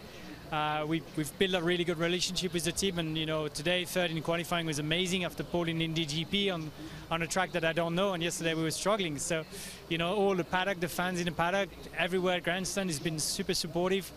I think, it's quite an extraordinary story, spending 30 seconds on the fire, coming back out of nowhere. A lot of people would have understood that I stopped racing, and I took a very big challenge coming and racing in the US on a new series, but I'm super happy to be here and hope to stay here for some time. You've talked about that after the accident. Is this the most fun, though, in a race car maybe than you've had in your entire career? It's a lot of fun. I've had some great year. 2013 with Lotus in Formula 1 was good. 2011 in GP2 at the time with Dams Racing. There were some really good years, and I think that one goes in the top 3 definitively. So the motorhome left Indianapolis, came to Detroit. When's the family joining in? Because you're taking your motorhome and discovering America and taking the family with you later this summer. Yeah, I do. I do love driving my motorhome. I'm going to drive it to Road America on Monday. Family comes on the 5th of July. Okay, it is great to see the smile on this man's face, Lee, and I know you followed his career very closely, but it's terrific to see him not only here in IndyCar having a lot of fun, but being very competitive as well. It's a rebirth, if you will, of Romain Grosjean. It most certainly is, and that's the spirit and the drive in that guy there, that 35-year-old Frenchman, is incredible. Remember, for so many years, he drove for America's Formula One team, Haas F1. The results weren't what he wanted them to be, or the teams. That's a longer story for another time. But to see him enjoying his racing, getting back to what it's all about, enjoying your racing, is fantastic. This is a guy, for those of you who may not know the story, you see the burns on his left hand there. He escaped death, and that's not dramatizing it. That's the fact. He escaped death last November in Bahrain in what would be his final Formula One race. And it's one of the most miraculous stories, how he got out of that. He got himself out of that, and the F1 medical team were there to assist him. But Romain saved his own life and came away with scars that he will carry for life. But look, you just heard from him talking to Marty. In the big picture scheme of things, he is great. He's probably better than great. And he lives every day to the fullest and is just loving his new experience here in the United States. Talking about new experiences, that's what 7-time NASCAR Cup Series champ is experiencing almost every time out, right, Kevin Lee? What a unique rookie class with a 7-time champ. You talked about Grosjean. You've got 3-time Supercar champion Scott McLaughlin. So Jimmy Johnson had some mechanical issues early on. And by the way, the car is ready to go back out and you get some more learning done. What exactly happened? Something with a sensor that's in the throttle pedal failed, and I only had 30% throttle and had a very high idle, oddly enough, the way it worked out. So was in the mix, having fun, racing guys, working on passing some cars, and power went way down, and guys went by and obviously knew that I had a problem. So sadly, we had to go behind the wall with the Carvana Honda and start working on it. But we think we have it fixed, and we're going to treat the rest of this race like a test session for me. The progress I've made overnight from yesterday's practice to qualifying to being in the thick of things, racing with the guys before our issue, just shows my progress this weekend. St. Pete was tough. Is this even tougher? It is in its own ways. I was really surprised how little grip there was yesterday and just how skatey these cars can be. So that hurt my confidence finishing up yesterday's practice session. But today, with the added rubber down and some adjustments we made to the car, my confidence has gone up and my pace has gone up quickly.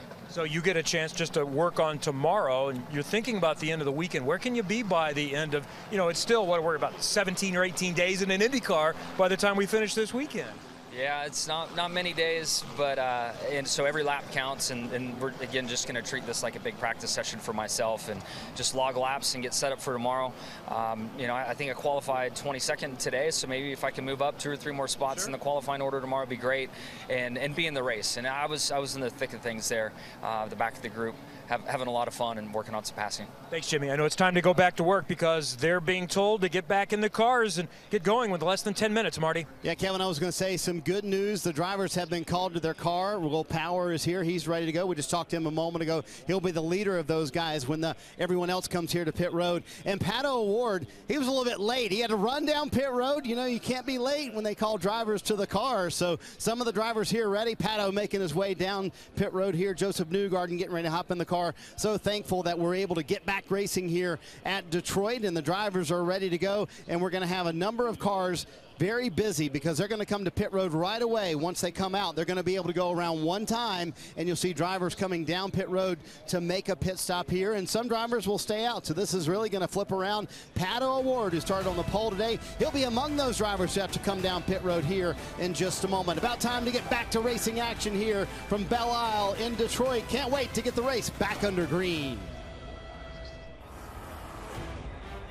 We are back here in Detroit, ready to go. And great to get that update from the U.S.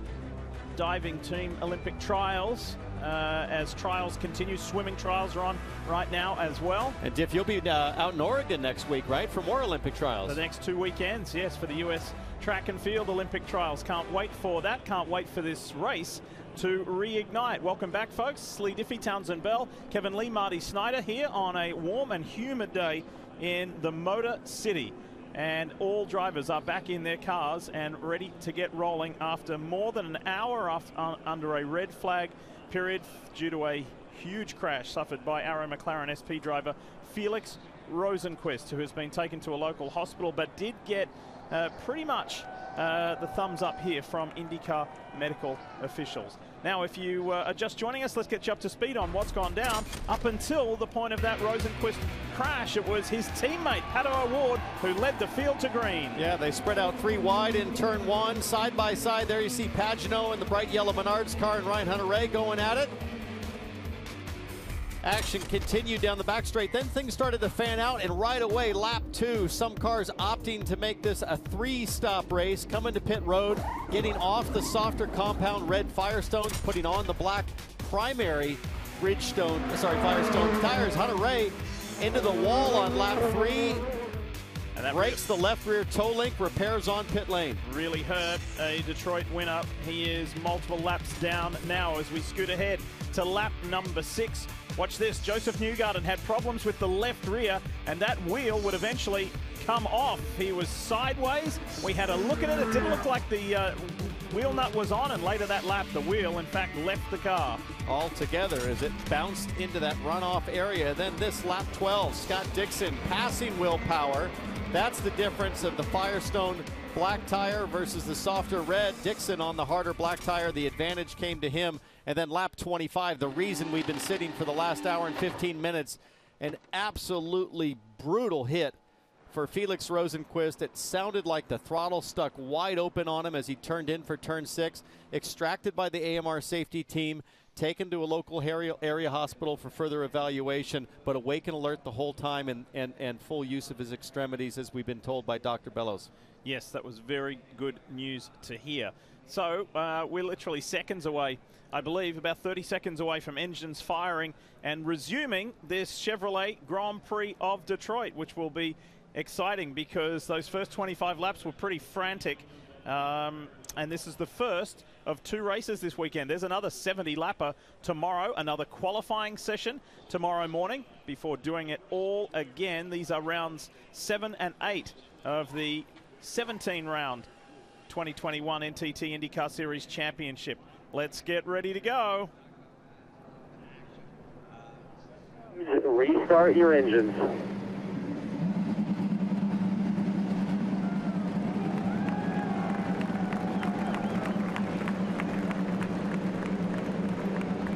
Of course, we never want a stoppage, right? Because usually it's for the wrong reason.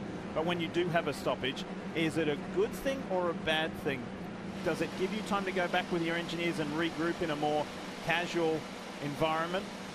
Kind of reset, hey, I didn't like this, let's do that kind of thing. So what, like, is it a positive or a negative? Well, it just depends on your strategy situation. If you're somebody like Scott Dixon that has effectively no fuel left in the car, he's going to have to come to pit lane. That's not a good thing. How about all these cars have been sitting for this long, and just look at the pickup on the left rear tire of James Hinchcliffe and the right rear tire.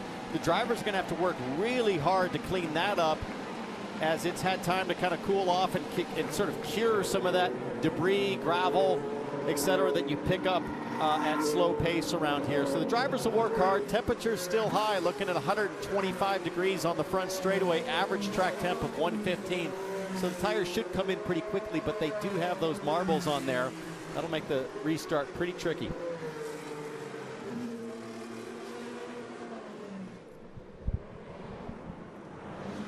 So, as the field follow the Chevrolet Corvette pace car, the pits will open this time by for those who need to dive.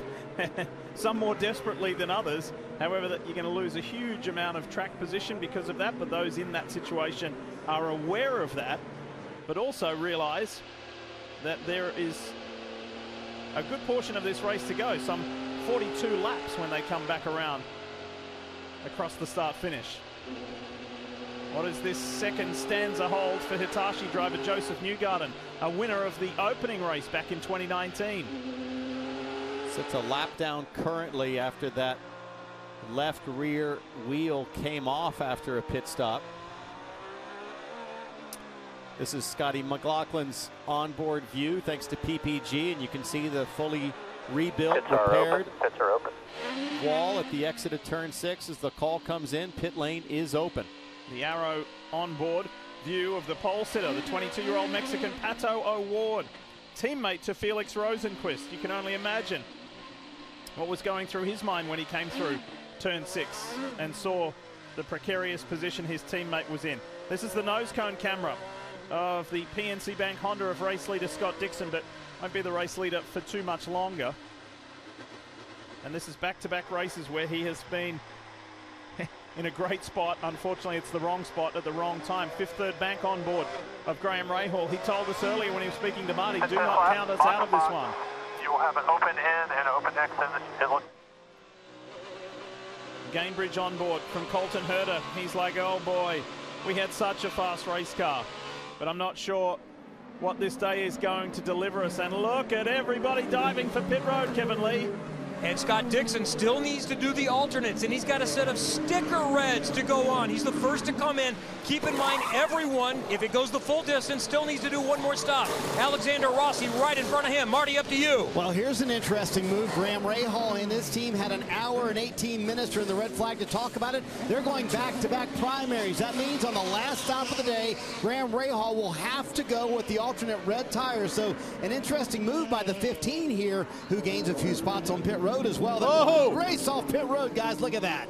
Concrete on the inside, concrete on the outside, and 3 into 1 does not go, but they managed to squeeze themselves through there. That was close. You heard Alexander Rossi say, good work, boys. 3 wide off pit road. That shows the urgency. Take a look at this again. So Rossi's got the inside line, and then Palou trying to shoot up the inside of Colton Herta. We're on board with Colton Herta. And there's Ferrucci on the outside in the Hy-Vee Honda. Oh, they touched. That could have been a huge shunt. That's the desperation. To get back out there, just to get one position further ahead, because they know how difficult it is here when they go back to green.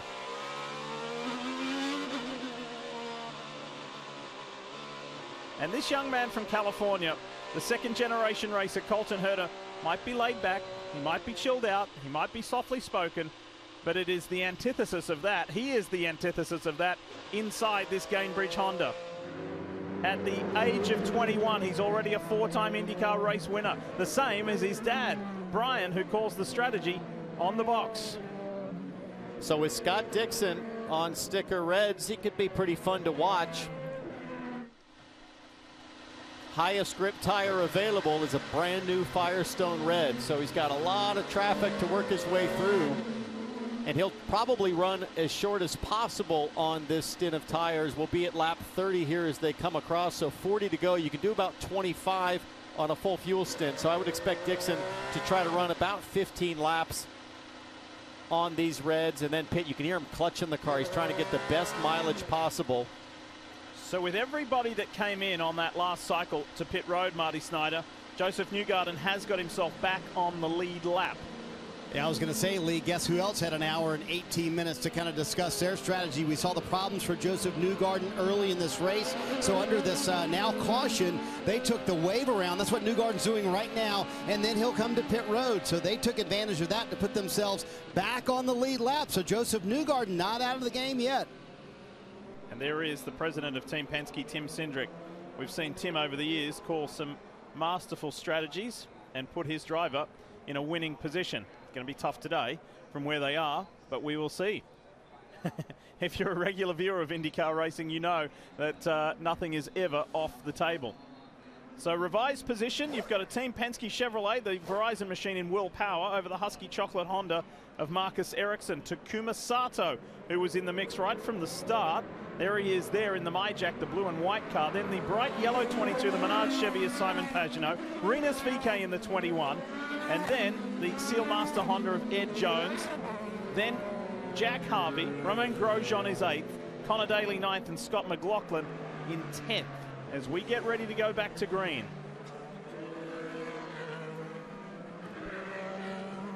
Talking about Colton Herta just a few moments ago, let's have a listen. She just put me into the wall. Yeah, copy that.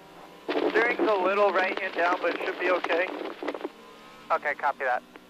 So a little bit of damage to the steering arm on Colton Herta's car from that cluster heading out of pit lane. He said it should be okay, but he won't really know until he fires the thing off into turn 1. Then you'll find out. So one more lap at the line, and then we'll go back racing. Real quick, we mentioned a little earlier that you're racing for Zach Veach at Vassar Sullivan in the Lexus in the WeatherTech, the IMSA WeatherTech Sports Car Championship race a little earlier. You've been out on this track multiple times this weekend. Just how rough is it? And you're in a sports car. You're not sitting on the ground in a pretty stiffly sprung Indy car. Oh, it's rough even in a sports car. We run super close to the ground, and you're just kind of bucking and chucking the thing all over the track, trying to keep it off the walls. And like we've heard so many drivers say this weekend, Diff, you've got to be aggressive to drag the time out of it. A lot of racetracks doesn't reward being more aggressive. It rewards being smooth and very methodical, but this place just loves a hard charge. Kevin, what's it like down there on pit lane? I see 121 now. It's getting pretty frosty out there. Temperatures are dropping. I wouldn't call it frosty, but it's pretty comfortable. There's a nice breeze here today, and we're just getting started. IMSA coming up, another one tomorrow. Hey, let's reset the two that started on the front row that were disadvantaged because of the caution. Pato O'Ward, the pole sitter, restarts from 13th. Alexander Rossi from 14th. They are basically 3rd and 4th on this strategy. While everyone only has to do one more stop, they don't need to save any kind of fuel, so watch for them to try to carve up the field. Alexander Rossi, the Auto Nation on board. We heard from him when he spoke to Kevin a little earlier, and he's like, all right, we'll see. It's going to be roll the sleeves up, let's get to work, and we're getting ready to come to green, go back racing. With at the line, there'll be 39 laps to go. So one more pit stop for everybody. After this is going to be a mad scramble. This is going to be phenomenal.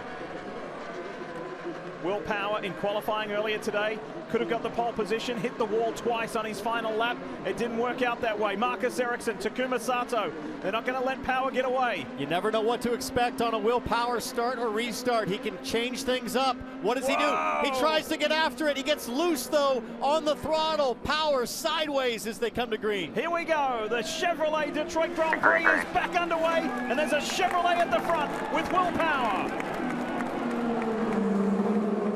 The fans appreciate the racing resuming. Ericsson with a big slide through turn 1, that red and white Husky Chocolates car all over the place. Little slicing and dicing further back. Pagenaud defends there in the bright yellow car. That's Rinus VeeKay trying to challenge to the outside. A few people having a look up the inside. There's Pato O'Ward wheel to wheel with Graham Rahal. Do they get through turn 3? They do, but they're scrambling. This is Alexander Rossi in the pink Auto Nation car. Out wide. This is O'Ward, the arrow on board. Graham Rahal in the 5th Third Bank Honda up ahead. He has a thing, he looks on the inside. No. Rahal saw him coming and left him room. Now O'Ward's got a run on Scotty McLaughlin down the back straightaway. Meanwhile, that's Jack Harvey and Pagenaud side by side. Dixon anxious to get by. It's getting crazy. Inside Romain Grosjean, there's Scott Dixon. And Graham Rahal tries to return the favor on O'Ward. This is frantic here in Detroit. O'Ward with a huge power slide around the outside. Great car control. Dixon is really anxious to take advantage of his sticker red tires and make something happen. Working on Jack Harvey, there he is. And that's McLaughlin trying to defend from the orange and black arrow machine of Pato O'Ward. Here's Dixon on Harvey. Straight through on the inside, no worries. That puts Dixon up into 8th. Look at them jostling. There's Herder looking for an inside option on Graham Rahal. There you go on board the Gainbridge Honda. Watch him come through this tunnel. Turn 2. He's trying to square up the exit, driving it like an oval, trying to stay low and keep air on his front wing for extra grip, but he doesn't quite have the run. Up the road, though, it is still wild side-by-side running. Inside, that's Sebastian Bourdais on Look at Pato O'Ward trying to get by Scotty McLaughlin here. O'Ward is determined to hang on to the lead pack. That was Alex Palou, beg your pardon. That Sebastian Bourdais was fighting with. Now he focuses in on the Hy-Vee Honda of Santino Ferrucci. Here we go. And that's McLaughlin yielding that position to Pato O'Ward. Herder, Rahal. Rahal holds that inside position. Here comes Rossi on his teammate. Oh man, Rossi trying to find any little gap. If it opens, he's going to stuff it in there.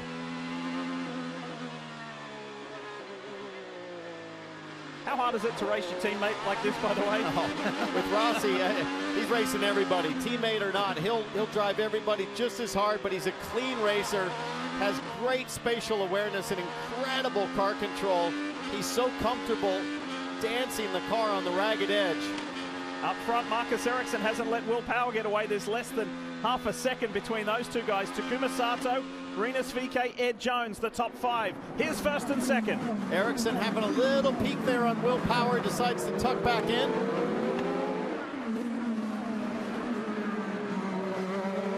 By the way, race control is looking at an incident from earlier between the 30 of Takuma Sato, the MyJack Honda, and the 21, the Ed Carpenter Racing Chevrolet right there of Rinus VeeKay. Look at this traffic jam forming. Ed Jones, the bright yellow Menard Chevy of Simon Pagenaud, and then look, fellow Frenchman, Romain Grosjean in the mix. Meanwhile, Scott Dixon looming big in Grosjean mirrors as Ericsson looks to the outside of Power. Power holds on. It's been about 10 years since Marcus Ericsson has won an open wheel race. That was back in his GP2 days in Europe. He is desperate for a victory in IndyCar. He's been on the podium. In fact, he finished second here in Detroit back in 2019. Is this the day that's a breakout day for Marcus Ericsson? Dixon looking inside Pagenaud there further back. So Scott Dixon gets by Pagenaud. Dixon now up to 7th and charging with fury to the front. That's Grosjean for the pits. With damage. Uh-oh. He was getting pretty close. He was getting pretty close to Simon Pagenaud. That looks like a flat right. Marty's going to get a better look at this. Yeah, it's going to be a flat right front, Lee. And remember, he told us during that red flag, he thought there was something broken in the right rear suspension. So they're going to come down pit road and see what the problem is here and if they can fix it. But I think there might be more damage that's going to hurt their day beyond just the flat right front. And unfortunately, Grosjean cannot go to the end with this many laps remaining. So he's going to have to stop again. Back on board the PNC Bank Honda, Scott Dixon. Let's go for a ride.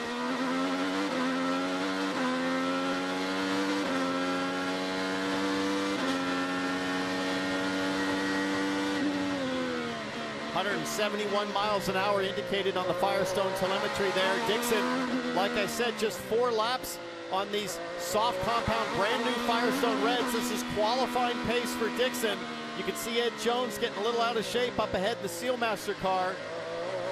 So Dixon working his way through this field and is in a great situation. If he can pluck off a couple more, then he'll stop with about 25 to go to put on blacks to go all the way to the finish. Meanwhile, a little further up the road, Takuma Sato has been assessed a penalty from race control for blocking Rinus VeeKay, and Team Rahal Letterman Lanigan had to instruct the 2-time Indy 500 winner to give that position to VeeKay, and there it is right there. The youngster is in 3rd. He's in the mix now. VeeKay on the charge, and Ericsson impressively staying right with Will Power and giving him all kinds of action in the mirrors. We mentioned earlier about Pato O'Ward. What must he have thought when he went past the crash scene of Felix Rosenqvist? Well, think about this guy here, because he's a fellow Swede. And they've known each other for a long time, and the two of them have created massive headlines and hype in Sweden with their exploits. There he goes! Outside once again, Power masterfully holding off Ericsson, but now this allows Rinus VK to draw closer to Ericsson. A three-way battle for the lead up front. The 20-year-old in third is looking racy, and the winner of the GMR Grand Prix of Indianapolis, we know that he's not afraid to mix it up. Watch that red car, that Sonax Chevy in third. It's given lead. Marcus Ericsson has had some results this year. Decent, 7th, 8th, 10th, but he's really had cars that should have been better than that. Some bad luck, maybe some mistakes a time or two. He came in this weekend with a lot of confidence, not just because of what he did a couple of years ago, but because of how this team continues to improve. And he said a street race is really just about flow. It's about the driver extracting that final 3/10. Yes, you want the car as good as it can be, but it's going to be up to me, and I think I can do it this weekend, Marty. Kevin Will Power stretching it out a little bit over Marcus Ericsson right now. And Townsend, you got to wonder with that long red flag how much the racetrack has changed. A little bit warmer now than it was earlier today, and it already was warm here in Detroit. But Power's strength really, even on that first run on those alternate tires, was the end of the run on older tires. And it seems like that 12 car really struggling, even though he's out front right now. Yeah, track temp is actually dropping just a little bit with this cloud cover down to 112 degrees. What that does is I think help Scott Dixon, who's the only guy up front running on reds right now. That'll help those red tires last that little bit longer. Pit stops, final pit stops for most of these cars should come around lap 45, 46. Maybe somebody will duck in early around lap 44. By the way, if you work your way down the order, all the way down to Dixon, those top 5 cars, any of those guys win, it's going to continue this streak of a different winner in every race. That'll be 7 different winners in the opening 7 races. But hey, we've still got 33 laps to go.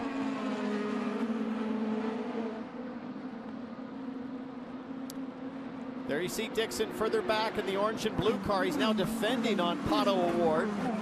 So I wonder if he's struggling a little bit on the reds already. Dixon's last lap on 119.9. The leader, Will Power, just did a 119.3 on blacks. Let's see what Award can do.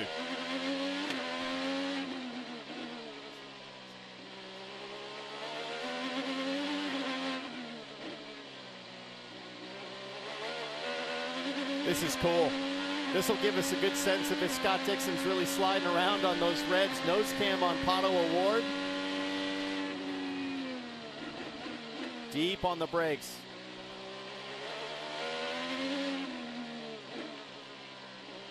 Let's take a look at a little bit of Firestone telemetry on Pato Award. As you see Dixon dance, this is where it's tough to get the power down, right here. Yeah, you can see Pato Award gets a little bit of better drive off up to about 126 miles an hour. Serve, overtake. Oh yeah, big run here. Here comes Award. Had to back out of it. That was narrow. That became even narrower, and the instruction was there to conserve overtake as well. These drivers are equipped with 150 seconds of push to pass. Scott Dixon has a problem. Lap 39, he needs to get to about lap 45. His lap time is really starting to fall off. He just did a 120.0. The leader did 118.6. So that's about a second slower than Dixon was last lap, and he's got a handful. And he's got a 22-year-old hassling him. A 22-year-old now race winner in the NTT IndyCar Series. Oh, big slide from Dixon. These two guys, by the way, came into this race tied on championship points for second. So you know this guy is hungry. Whoa, whoa, whoa. You can see Dixon is just making sure, whoop, loses the rear there, almost lost it going into the fountain turn. So Dixon really struggling. The rear tires are absolutely coming apart in terms of grip. Dixon hanging on for 5 more laps. It's going to be really tough.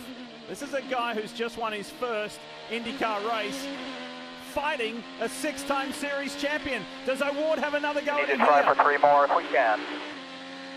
There is Mike Hall saying 3 more laps. So here we go. There goes Award. Dixon's going to have to hang on and then fuel save to make it to the end. Now Pagano is going to have a chance on Dixon. Now Award can go and catch close that gap to Ed Jones back up ahead. Conserve, overtake. Conserve, overtake, again the message to Pato Award, but try, there's 2 messages there. Conserve on your overtake, but still try and bridge that gap to Ed Jones in 5th. in the Sealmaster Honda. Up front, still less than a second between Will Power and Marcus Ericsson. There you get to see how much push to pass remaining for these drivers. They had 150 seconds total to start the race. Power down to 45. Sato's done a great job managing push to pass, still 102 seconds remaining. Award just at 36. That's why the call came over the radio. Hey, conserve the button. Got a long way to go here. A lot of racing left.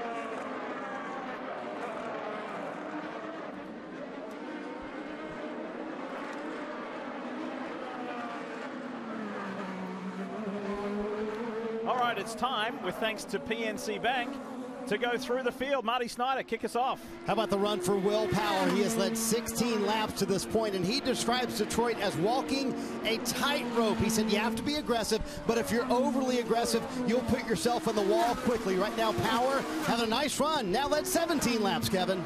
Marcus Ericsson has not won since 2013 at the Nürburgring in GP2. He's got a chance here today. He feels like the car is good enough. Can he get it done, Marty? Rinus VeeKay pouring on the coals right now. Why? Because he pitted later than this group who's on that two-stop strategy. He pitted lap 21. They've told him several times, go as hard as you can go. Try and get past that 8 car, Kevin. Takuma Sato came in a little bit earlier than the 3 in front of him, so he might have to do a little bit of fuel save. We might see him peel off a little bit sooner, but the car has been good for him this weekend. Kevin, best run of the year for Ed Jones. Started 6th, running 5th right now. And they switched shock programs over to what Romain Grosjean, their corporate teammate, has been running, and it's clearly made a difference. Ed is a boxer by trade. He loves boxing. He's training for an actual fight. He's going to get in the ring with someone later this year, Kevin. Oh, boy. The best on fuel starts in position 6 with Pato O'Ward. Came in here just a moment ago. He can run a little bit harder. We've seen him carving up the field throughout the day. Might Pato O'Ward get win number 2 today?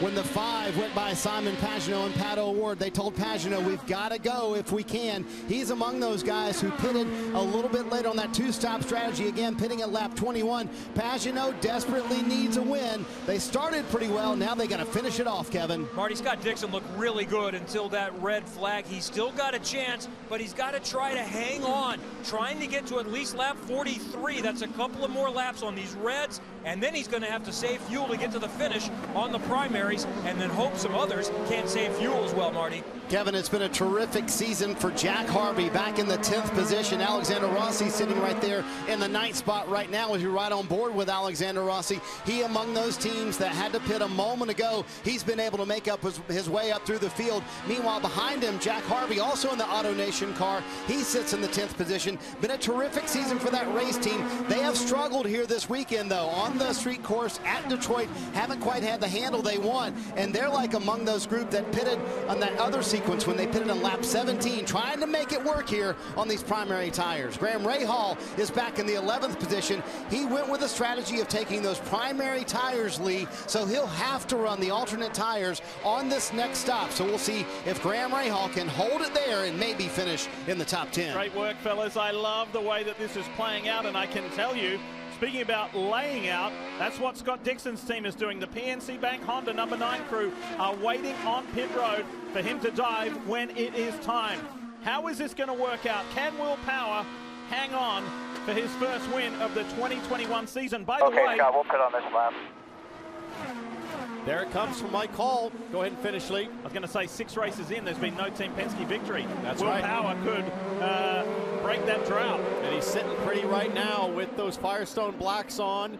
And we should start to see, after Dixon, everybody else come into cover to make their last stop. They might go 1 lap further, but it does put them in the danger zone. If Dixon pits here and a yellow comes out within the next few corners or the next few laps and you haven't pitted, Scott Dixon's going to the front. And if you want to know how competitive IndyCar racing is, you've got Team Penske leading Chip Ganassi Racing, leading Ed Carpenter Racing, ahead of Rahal Letterman Lanigan Racing, ahead of Dale Coyne Racing with Vassar Sullivan, ahead of Arrow McLaren SP. That is fantastic diversity.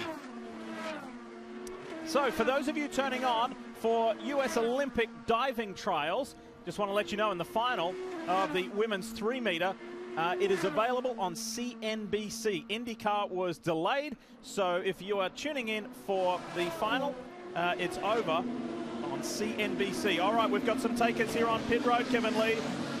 And I think the magic number they were hoping for that Townsend talked about was lap 45, but 43 might be enough. We know Scott Dixon is better than anyone else at saving fuel. Yellow comes out, he's golden, plus it would save the fuel that he needs, Marty. Yeah, we talked about Jack Harvey. You see him at the front end of pit road. Other takers here on pit road as well coming down for Harvey. As you mentioned it, Kevin, 27 to go. That's going to be a bit of a stretch. You see Colton Herta leaving as well. They'll have to save a little bit. That's why Will Power and the other leaders are going a little bit longer here, because they want to run full rich, all the power they can have to the end of the race. Here we go. Look at this. A couple of Honda-powered cars. Jack Harvey on the inside in the pink Auto Nation Sirius XM machine, holding off Colton Herta. Herta will not be liking this. He will be getting frustrated trying to get by the car that has a technical alliance with his team. Yeah, but that's a battle for position. And this is where it's risky for Will Power, Marcus Ericsson, VK out front, because a contact that could end in a full course caution is what could really hang out those drivers. So I would expect the leaders to know that, come to pit lane really soon. This is what you call the danger zone, right? Oh, yeah. They are living in it.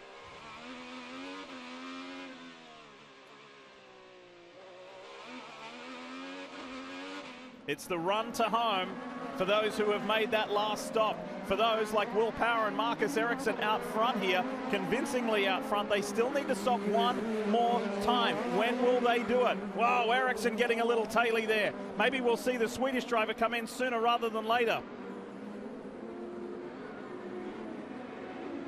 Ericsson was challenging earlier in the stint, but it seems like later on, Power is able to just open up the gap. Last lap for Will Power, a 1:17.5. That's the third fastest lap of the race. Simon Pagenaud, second fastest, with a 1:17.5 also on that last lap. Just two engine manufacturers in IndyCar competition, Honda and Chevrolet. At the moment, it's a Chevy leading over a Honda. 26 laps to go at this point. That's on the outer edge of your fuel window to do it kind of less comfortably. Anything under 25 is more comfortable. We'll see when Power and Ericsson come in.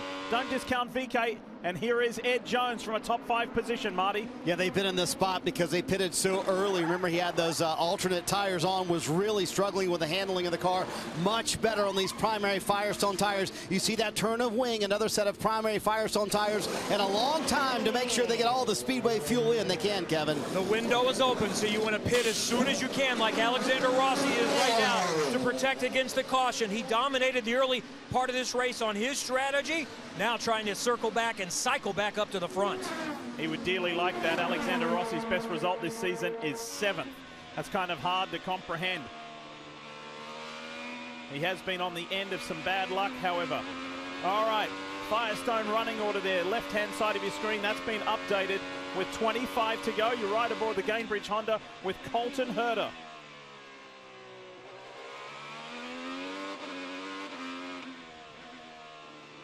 He predicted earlier in his interview, he said we're probably going to finish about 17th or somewhere. He's 18th at the moment. Stay positive, young man. Stay positive. A lot of guys still have to pit here. A lot of racing still left. Marcus Ericsson's crew starting to get ready on pit lane. And here's Sato, Kev. He's in. Ericsson will come in just a moment, so the Ganassi crew will move a tire out to allow a little easier exit for Takuma Sato. Everybody the rest of the way. No fuel save issues at all. Sato is back out on primary Firestones. Sato's had a bit of a rough season too, the two-time Indy 500 winner. He's had just 2 top 10s from 6 races, so he would really like to be on the podium. Jimmy Johnson gives some room for those coming by. He puts the Carvana Honda off to the inside. Here's his teammate at Chip Ganassi Racing, Scott Dixon.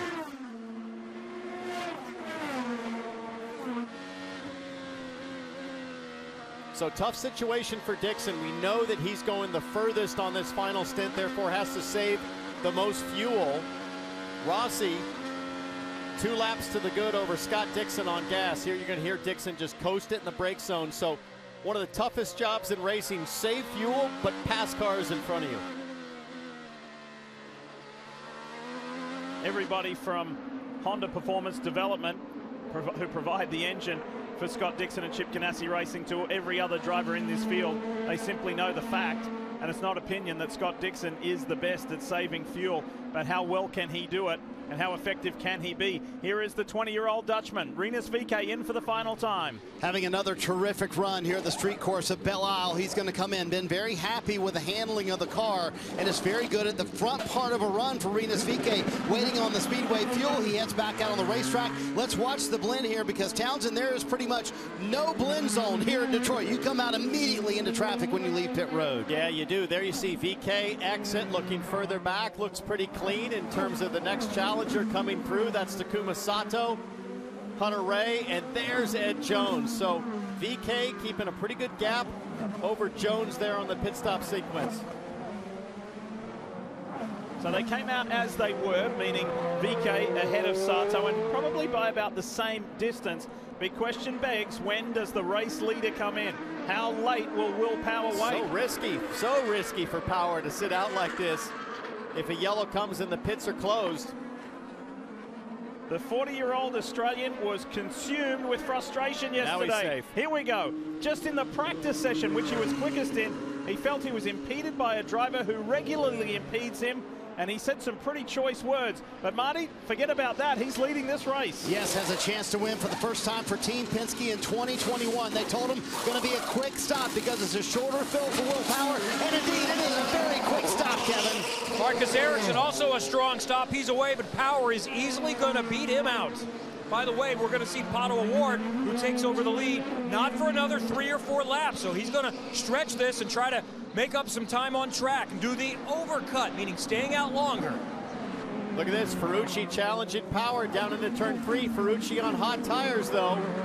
And now here comes Power's teammate, Joseph Newgarden. He has also not made his last stop. Oh, boy. Oh, boy. Don't do that. Don't do that. No. You got to let him go, I think. Don't put the risk there at one of the narrowest corners on the track. That was close. That could have all come undone in a Use some overtake to get away here. Use your overtake to get away. Yep, that's the instruction from Tim Cindric. Look at the margin between Will Power and Marcus Ericsson. That's healthy. Well, not as healthy as it would have been if he didn't have to check up there. Ericsson able to close. It wouldn't surprise me that Power has some dirt and debris on his tires after being, trying to stay wide there with Newgarden, and that can really last for a couple of corners because now Ericsson's closed the gap in about 4 corners. So at the end of this lap, which... All right, keep pushing. Keep pushing. Stay tight to Joseph. He's got about 5 more laps. Stay tight to Joseph. Which Will Power has completed. We've got 20 laps to go. That was so close between 2 Team Penske teammates. And again, I think that's the trickiest corner out here to run side by side. One driver on cold tires, one driver on hot tires.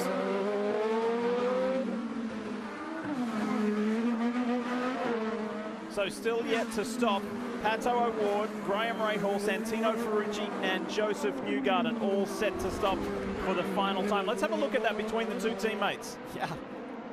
Power kind of does a late pullover. Newgarden forces it up the inside. Power holds him tight, and I think that's what led to the issue here as we're back on board with Newgarden, meaning the issue with Power losing some of the gap to the Ericsson was debris on the tires. Marty? Hey, Townsend, so what's the professional courtesy there? Will Power with a shot to win this race, and Joseph Newgarden back on the lead lap, but clearly has had struggles today. So among teammates, what's the professional courtesy there? Love to hear your thoughts on that, Kevin. Stop for Pato O'Ward, gives up the race lead, but he's going to slip back there, probably somewhere between Marcus Ericsson, Rinus VeeKay in that area. It's a good stop for Arrow McLaren SP. They've been excellent on stops for the last couple of years, and O'Ward is gone. Yeah, Marty, just getting back to your question, I think it's really more about what's best for winning the race for Will Power. It would have been just letting Newgarden go on hot tires and not getting at risk of running wide on debris. because that gap to Ericsson is really what Will Power has to manage. So it's a lot like sports car racing with multi-classes. Is Takuma Sato making a move on Pato O'Ward as O'Ward blends out. That was good. That was good work from Arrow McLaren SP. So long as O'Ward can hang in there and get his tires up to temperature pretty quickly, which shouldn't be too difficult here with a track temp of 114 degrees, because that was great work. Good strategy, the pole sitter. And if you mark him against the guy who he started alongside, Alexander Rossi, he's in good shape. This is the battle for 7th currently there. O'Ward and Sato, and McLaughlin has hit the wall, we understand. That left rear. Just safely bring it in, bring it in. Bring it in safely. This has been a rough weekend. Look at the top of your picture. Boom. Here's the onboard. Strange. Oh. Did he catch the inside curve? I don't think he did. I think he just got loose there. And now he's going to try to hang on, and that is very tough to do. And there you go. He's got to go slow, slow, slow to just keep the thing straight and get to the pits. See if he takes the overshoot here. Tough break for McLaughlin. Tough weekend. Oh, yeah. Second impact. I was just going to say that O'Ward-Sato battle on track for 7th place, but once Rahal Ferrucci come to the pits, that's really the battle for 4th. And see what he can do. And it continues. Sato gets by. This is going to get spicy. Focus forward here, dude. We've got 19 laps to go. We're working 19 to go. This is the battle for P4. Remember what we nicknamed him? The Ninja. Look at those fast hands. He's not going to enjoy seeing Sato get by him. He knows I have a lot more to lose than he does. There you go. The Absolutely. young He's a man's smarter already driver, thinking like you always are. championship. Just focus forward on these guys. President of Aaron McLaren SP, Taylor Kyle, saying just focus forward, think about it. But O'Ward already saying I'm thinking about the bigger picture, because right now the 22-year-old Mexican is in 2nd place in the championship. Yeah, it's been a fantastic season for O'Ward as McLaughlin comes to pit lane. Team Penske, PPG boys having a look over. I doubt they'll be able to get that fixed. Now check this out. O'Ward, through one of the toughest and bumpiest sections of the track, getting pushed wide down in turn 3.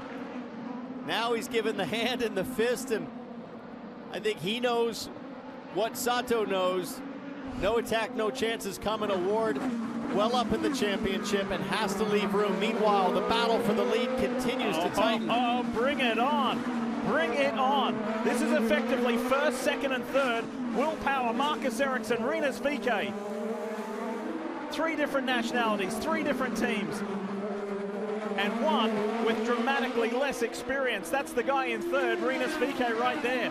At 20 years of age. He's up against an Indy 500 winner and a champ, and a guy who did nearly 100 Formula One Grand Prix.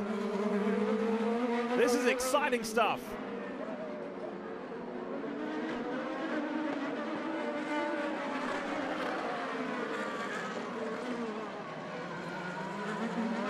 Hearing from race control that the incident between cars 26, that's Colton Herta, and the 60 of Jack Harvey is under review. Did we see that incident? I think so. I remember them racing Avoidable hard. contact. The penalty, give up track position for Colton Herta.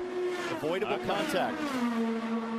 It was when they came off pit road, guys, and that's when that was. Yes, we were watching that on TV as well. So Graham Rahal comes in. They wanted that to last as long as they could because they were on their last set of primary tires. So now they go to the alternate tires. Rahal will be the only car on the lead lap on the alternate tires. Came in with the lead. We'll see where the cycles him out and what he can do on the alternate tire as well. All right, let's take a look at that penalty between Colton Herta and Jack Harvey. Harvey's on the left in that pink car. Herta in the black and yellow Gainbridge machine. Oh, wow, that was a message. That was not anything but a signal, one driver to another. Hey, I don't know what you've been doing. And I'm sure Jack Harvey's not going to appreciate that. Side-to-side contact at 160 miles an hour. I think that stems from how they left pit road and Colton finally got back to him and paid him back. I don't think so. And if you like what you see, you're going to get to see it all again tomorrow, right here on NBC from noon. There's another 70 laps. It'll be round 8 of the 2021 NTT IndyCar season. These guys are going to be tired. They know that. They've got various rehydration routines. They've got massage therapists. They've got ice baths here.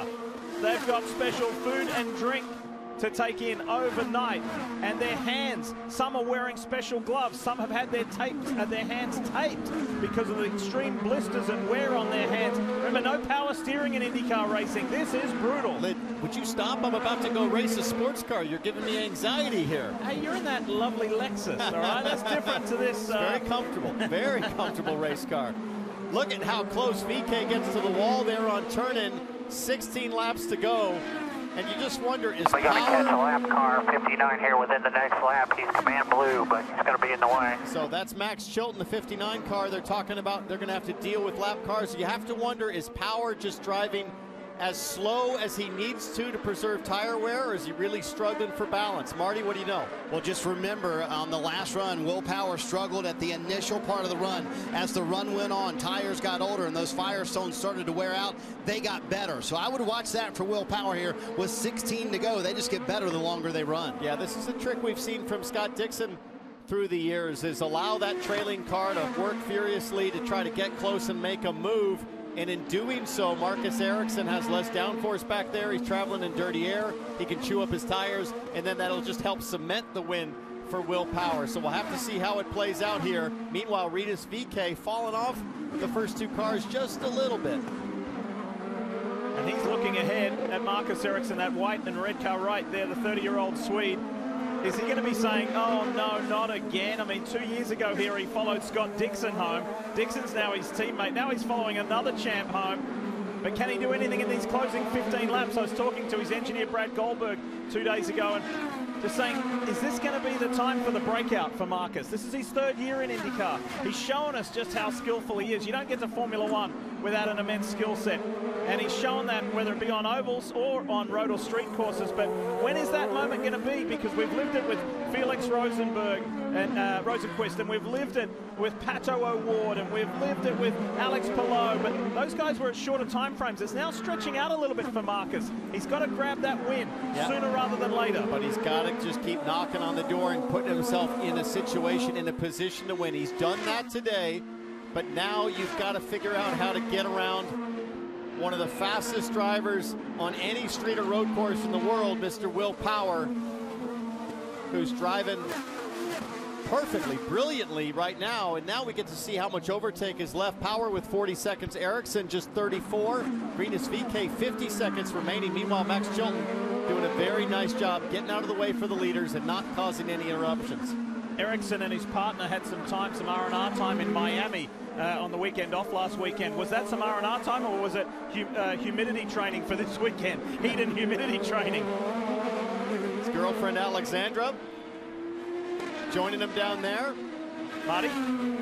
Hey, Lee, let's talk a little bit about Will Power. And I would say since he signed his contract, we've seen sort of an attitude shift from Will Power.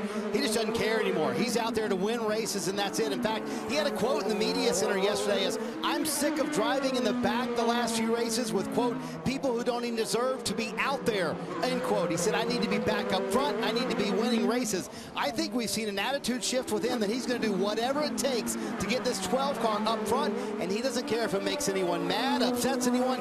That's his job. Keep this car up front and win races for Roger Penske. He also suggested he's not afraid to get physical and throw a few punches with a few of his peers. He said that's what we do back in Toowoomba, where I grew up. He said if he would get in a NASCAR fight, he would want to fight Kyle Busch. How about that? I'd pay to see that, Lee. Let's get that on NBC on a Friday night.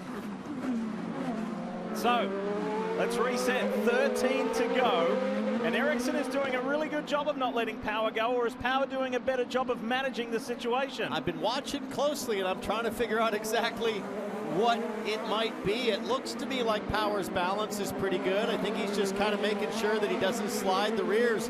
Further up the road, though, that's Jimmy Johnson in the 48, who's improving a little bit on pace lap after lap. Let's ride on board here with Johnson looking out the back as the leaders catch him. What's Johnson going to do here? They're entering the tightest section on the track.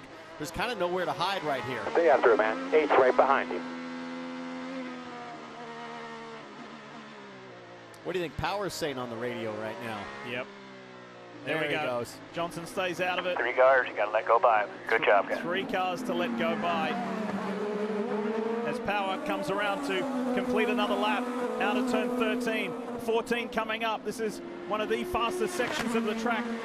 2 points of the track, they reach about 175 miles an hour. That is high speed on a short, bumpy track that's only 2.35 miles long. Turn 2. This is one of the longest stretches here, down to 3. 12 seconds till next car in front of you. Meanwhile, Takuma Sato starting to draw a little bit closer to VK. And O'Ward has offered no response to Sato. So I think Pato said that's the best we've got. Let's just sit here and think about the long game. He being Pato O'Ward, would only be 17 points out of the lead of the championship with another race to come tomorrow. Well, you heard Pato O'Ward talk about, hey, Sato knows that I have everything to lose as Sato fired it up the inside of turn 3. Well, think about the drivers that also would have a lot to lose as Sato approaches. VK currently would be finishing in with 5th place in the championship right now. Ericsson currently running in 8th place in the championship. Will Power in 7th. So those drivers know it's a long IndyCar season. And if Sato gets into the game, who's not in the top 10 in points right now, Sato could be very aggressive knowing that these drivers want strong finishes here at Race 1 in Detroit. You'd mentioned Sato. Let's talk about what a great team effort has been after a somewhat frustrating Indy 500 2 weeks ago for Rahal, Letterman, Lanigan. All 3 cars, yes, the third one is Santino Ferrucci. All 3 are in the top 10, and all 3 cars started well outside the top 10 today. Yeah. That's a good day for Team RLL. Solid for sure. I was catching my breath as VK is absolutely using up all of the track side to side, hustling in every corner, trying to hold on to the leaders, make some ground up. Riding on board with Sato now. Let's just kind of see what sort of balance he's dealing with.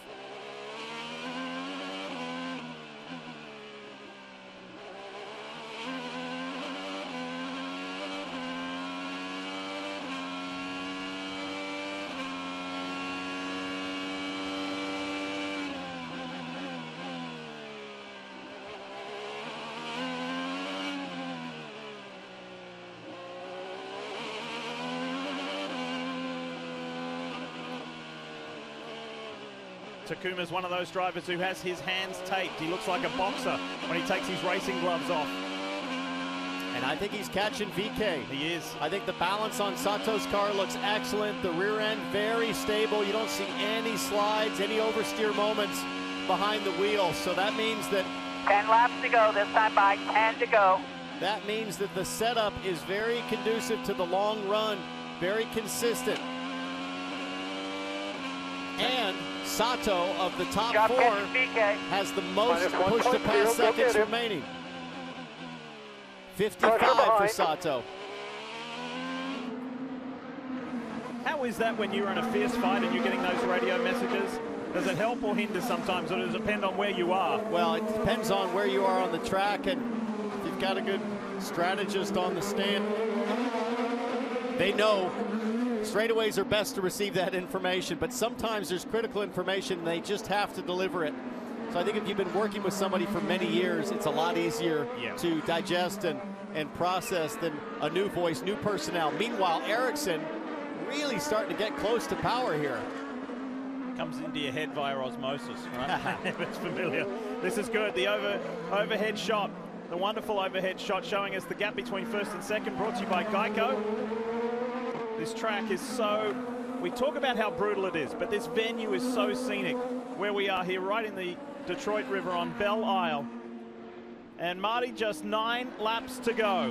9 laps to go for Will Power. And let's put this in a little perspective, Lee. Let's think about the month of May and what it did for Will Power in this race team. This is a guy who has won the Indianapolis 500. He has won championships in IndyCar, the most prolific qualifier almost in IndyCar history. And he barely, I mean barely made the field for the Indianapolis Indianapolis 500 started 32nd, and here he is, one race later, started back in the 7th position today, now leading the final 33 laps to this point with 9 to go. He can turn it around and flip his season around one race later. If he wins, he would jump up 5 spots in the championship standings, but Lee and Townsend, you know how tough it was for Will Power the month of May at Indianapolis. Yeah, it was a brutal month, but he was so brave in qualifying there to make the show, as you pointed out, Marty, hitting the turn 2 wall at the exit on his qualifying run, not lifting, driving a bent car across the finish line for that 4-lap qualifying effort. At over 200 miles an hour. And then did the same thing here in Detroit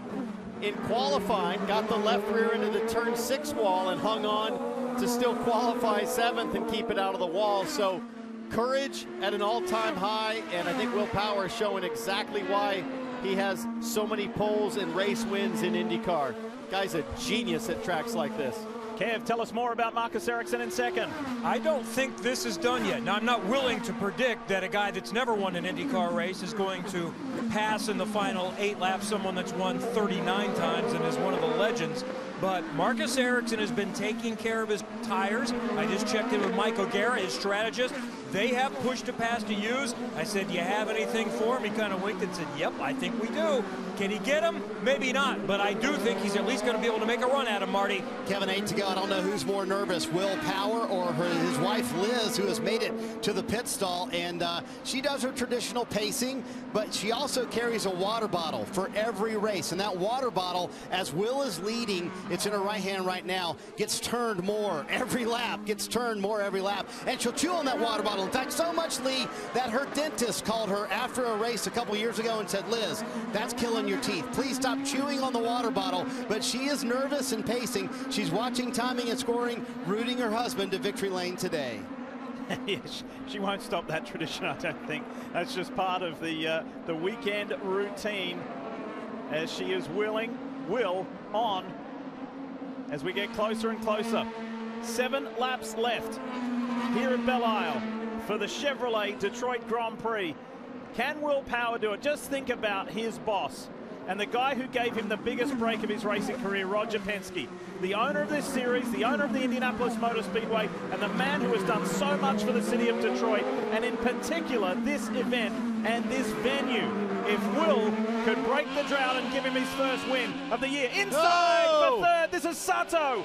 Gets by Rinus VeeKay. Sato might have something to say for Will Power up front if he can get now to Ericsson with moves like that, Lee. He's got a shot. A lap down, let's get him. And he's got 9 seconds more of push to pass on these final 6.5 laps. Sato's 5 seconds back. Only 7 laps to go, so it would take a lot, but Sato charging hard. That puts him on the podium with the move. Ericsson's been using a lot of push to pass to try and bridge this gap. There's Sato in the background. Got to get by AJ Foyt Racing's Dalton Kellett. Oh, no. Come on, Kellett. Give a chance.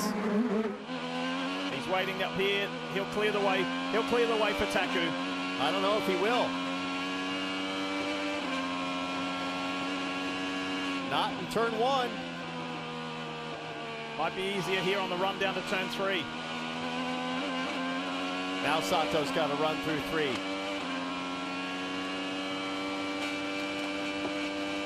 Good job, way to go. You got him in between you. Good job, great job, Takuma. Go get those guys. Meaning you got him in between you two. He's talking about Dalton Kellett in between. By the way, Pato O'Ward has caught VeeKay as well in the background. Oh, and Romain Grosjean is in the wall. Oh, we're going to get a restart. Such a good weekend, so many good drives, and now the field is going to be brought together. And Liz is like, are you serious? It's going to stack everybody up.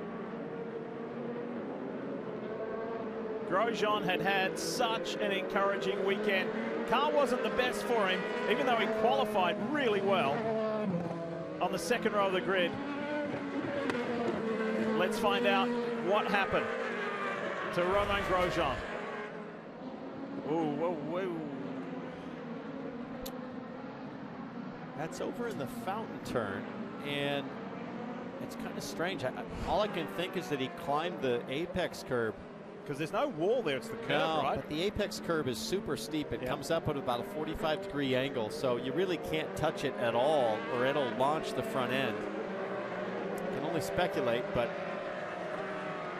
hearing it might have been some issue with the rear suspension, perhaps.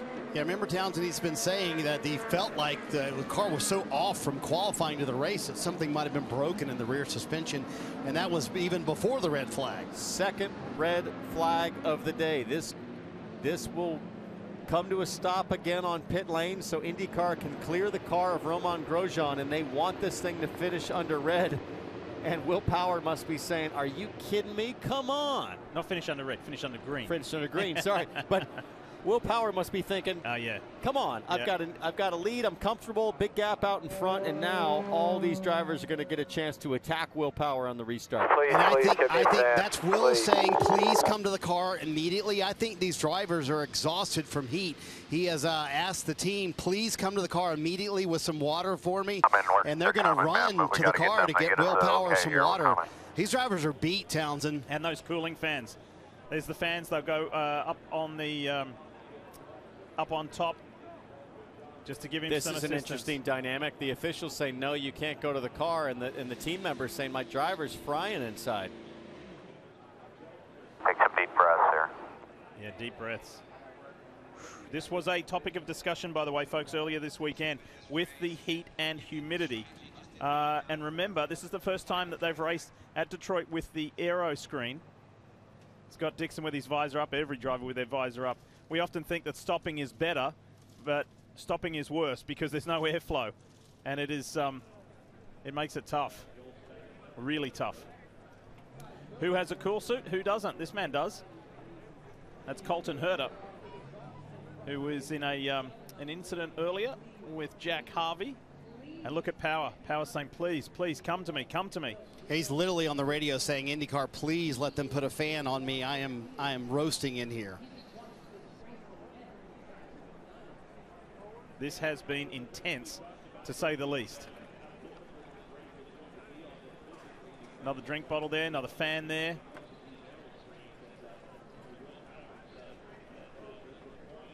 And just a reminder, when we conclude this first leg of the Chevrolet Detroit Grand Prix, we will take you back to Indianapolis to U.S. Olympic diving trials. Really important day, final of the women's 3-meter.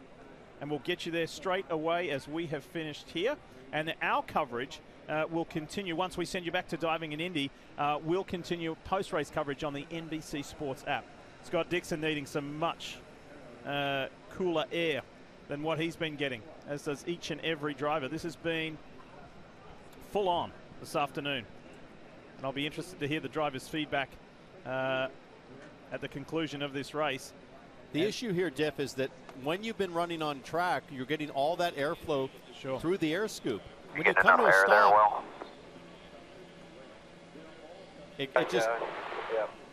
it just heat soaks. Right. And you're just sitting there, and all of a sudden your core temperature, your head, everything just starts to rise. The car is like an oven at this point, and these guys just have to sit in there and deal with it.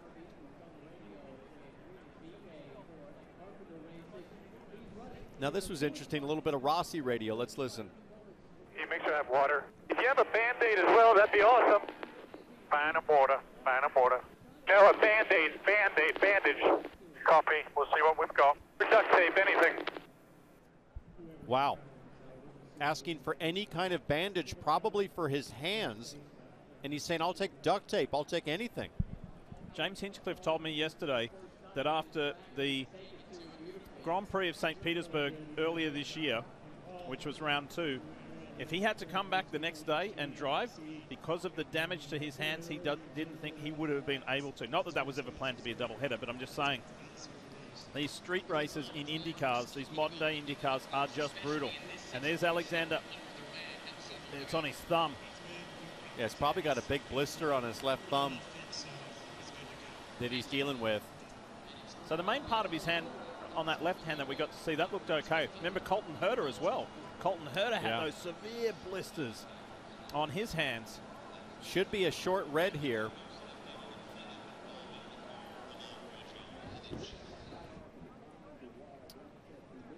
All right, let's talk more about the race leader.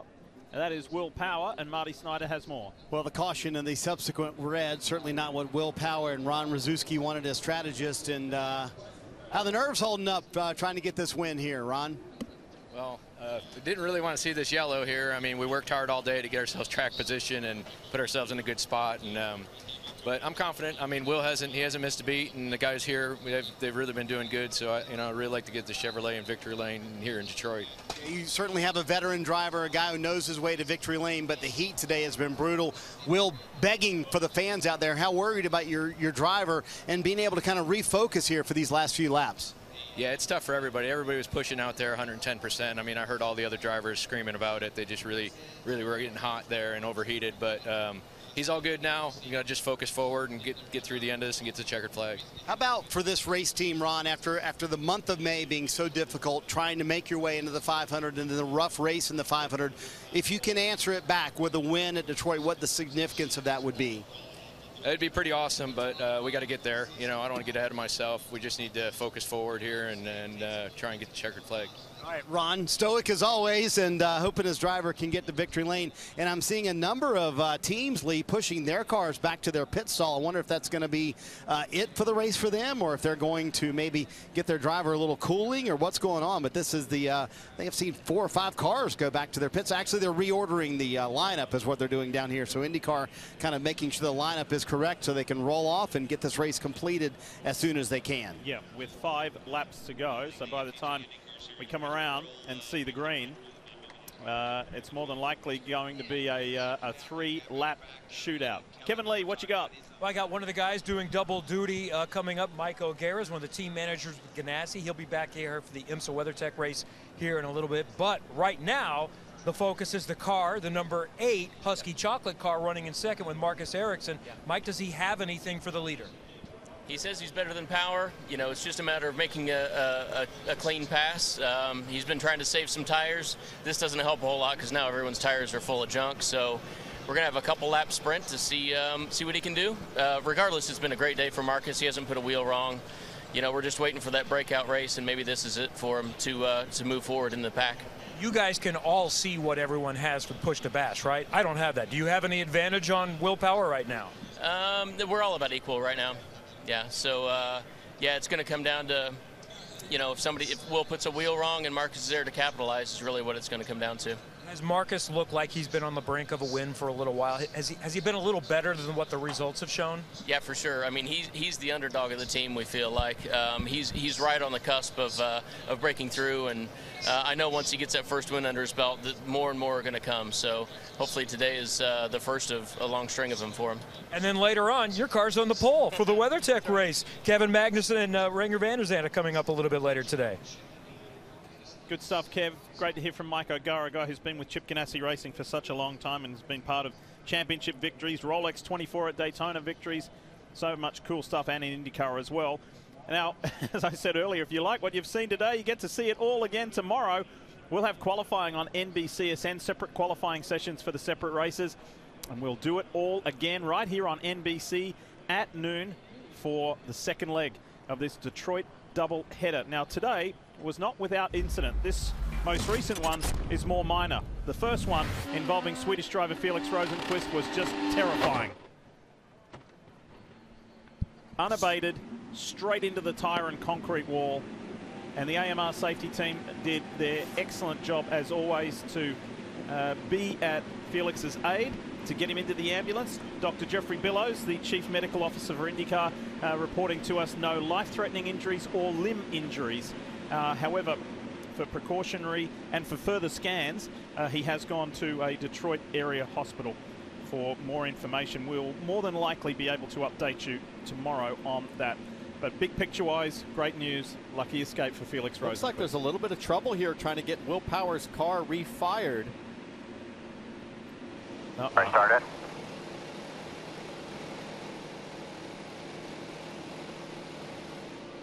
Wait, I went all the way down back up. Is there any, keep it kind of... They're spinning the motor, but no ignition. Oh, boy. Oh, no. It will not fire. It will just not happy on the radio, obviously, but they keep trying here, and it's not cranking. Holy smokes. This is your concern as a strategist or a engineer? Unplug the jump battery. Oh, no. Now they're worried. They're pushing them out of the way. Yeah. When they do that, they're going to send the rest of the field. Exactly.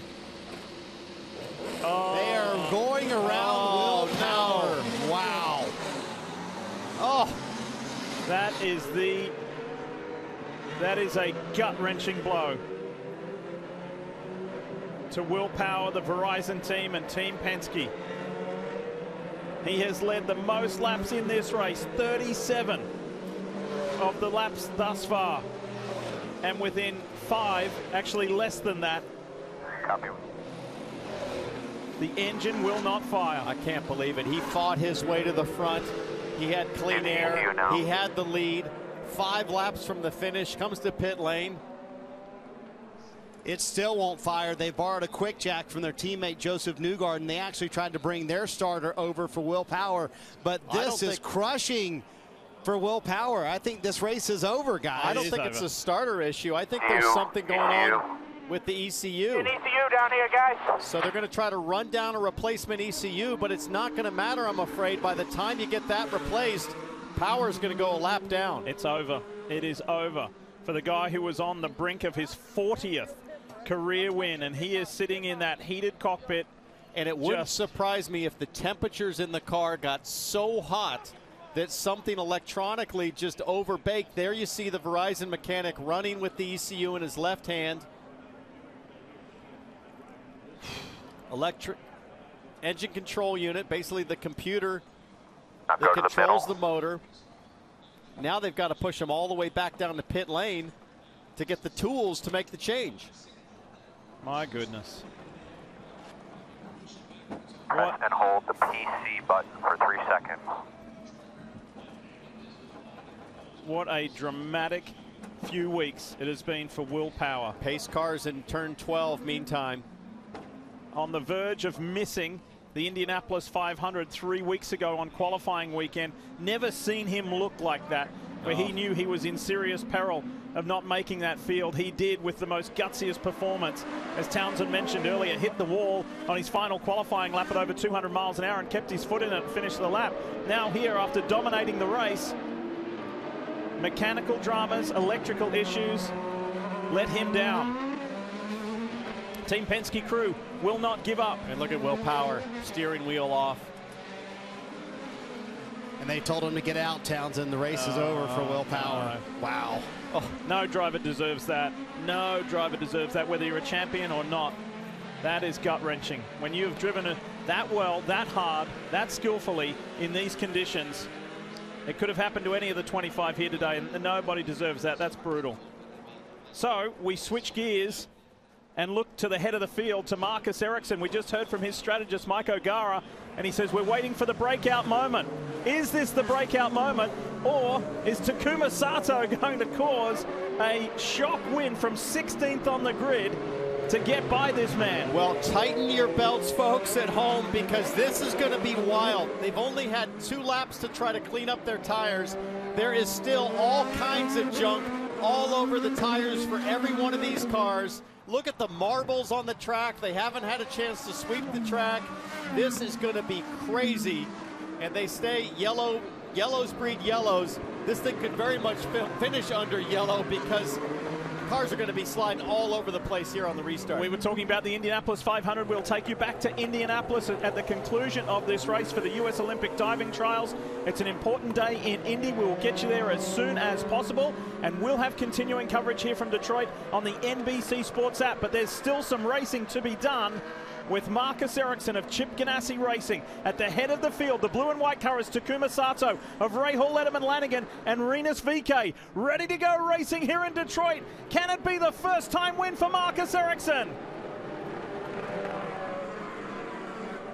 Pace car is off. Turn 13, turn 14. Oh, big slide. There it is. Here we go, and that was a really good start from Ericsson. He got a jump. VK and Award battling really hard. Award almost loses it. That's VK inside Sato. Here comes Award on Sato. Clear, keep going, 2 back. Sato's gone from second to fourth. Sato's got stuff all over his tires now. There are marbles everywhere offline. Meanwhile, Ericsson opens up his lead. Pagenaud looking at Jones. Whoa, that's forceful. Through goes Simon Pagenaud. Through goes Graham Rahal. Rahal's going to get 2 in 1 corner. Nice job, 15. And Santino Ferrucci and Simon Pagenaud come together. And again, and again. Look at how slippery it is. Pagenaud in a full-on drift, tons of wheel spin. We knew this was going to be wild, but maybe not this wild. In these closing laps, Dixon trying to get by Pagenaud now on the inside of that bright yellow Menard Chevy. Everybody laying down big black streaks as they try to get the power down on these dirty tires. Look out, here come the kids. VK and Award, a 20-year-old and a 22-year-old. Both on the podium at the moment with 2.5 laps to go.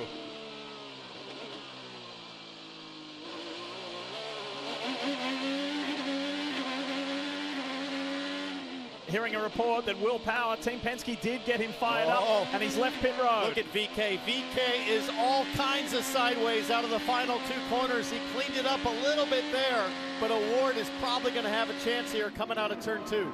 Well, these 2 guys in second and third, they will not be afraid to throw everything they've got at Marcus Ericsson. But this is a unique opportunity for Marcus Ericsson. He has never been in the lead of an IndyCar race this late in an IndyCar race.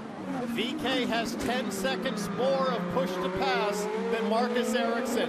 So if VK can get his tires cleaned up and settle in here, he might have a shot. He likes to be known as the sneaky Swede, sneaky fast, sneaky good.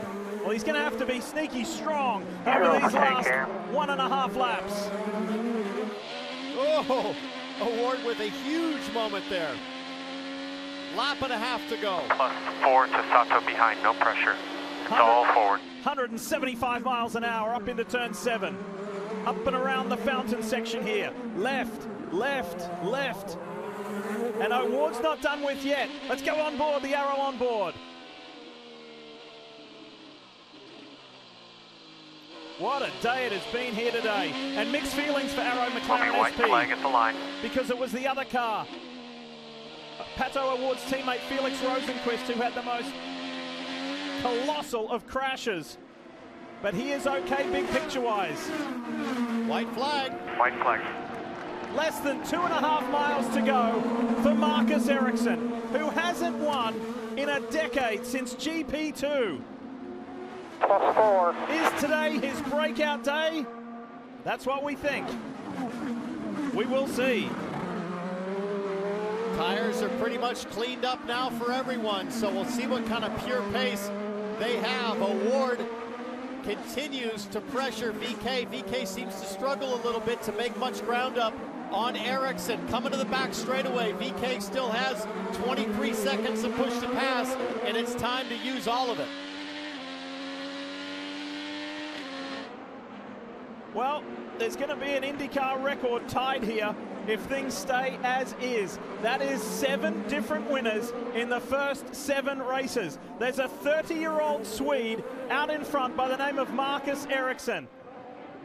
He did almost 100 Formula One Grand Prix. The last time he won was in GP2, one of the feeder series to Formula One at the Nürburgring in 2013. While these 2 youngsters scrap over second, it's going to be the sneaky Swede who drives his way to victory lane. One more turn for Marcus Ericsson. Ericsson in Detroit. Checkered flag, good job, buddy. Wins for the first time in his IndyCar career. Beautiful job, and Rinus VK just hanging on to the second spot after awesome job today, buddy. Furious pressure from Pato Award. How about that? First time winner is the theme of the year. Joining Alex Palou, Pato Award, and Rinus VK, there have been 4 first-time winners this year. That's the Children's Miracle Network moment of the race.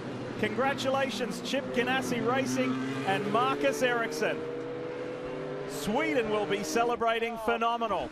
Hey, for the winners interview and a whole lot more, head over to the NBC Sports app or NBCSports.com. We'll be back here tomorrow for race 2 of the Chevrolet Detroit Grand Prix, and coverage begins at noon on NBC. Right now, as we say congratulations to these guys, it's back to Indy for U.S. Olympic diving trials.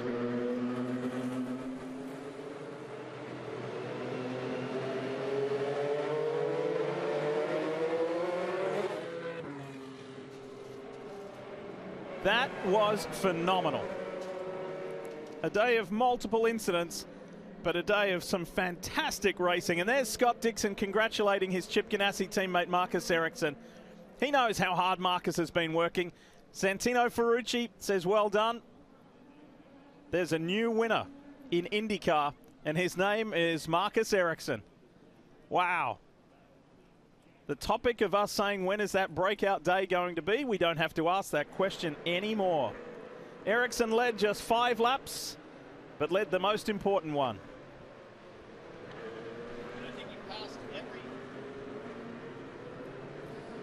And I think he passed every critical test, Lee. He was fast, he was consistent, he was smart when he needed to be, and then under ultimate pressure on that final restart, with everybody, including himself, sliding around, he mastered the art of getting the jump, hanging on, cleaning up his tires, and now he gets to master the art of victory lane. Guess what's something we forgot to mention, we were remiss to mention? He started 15th. Yeah. 15th to victory lane, and he's going to get to swim in the James Scott Memorial Fountain. That'll be a nice relief. That'll be a nice reward. I might just go join him. Why don't you just go in there before your race?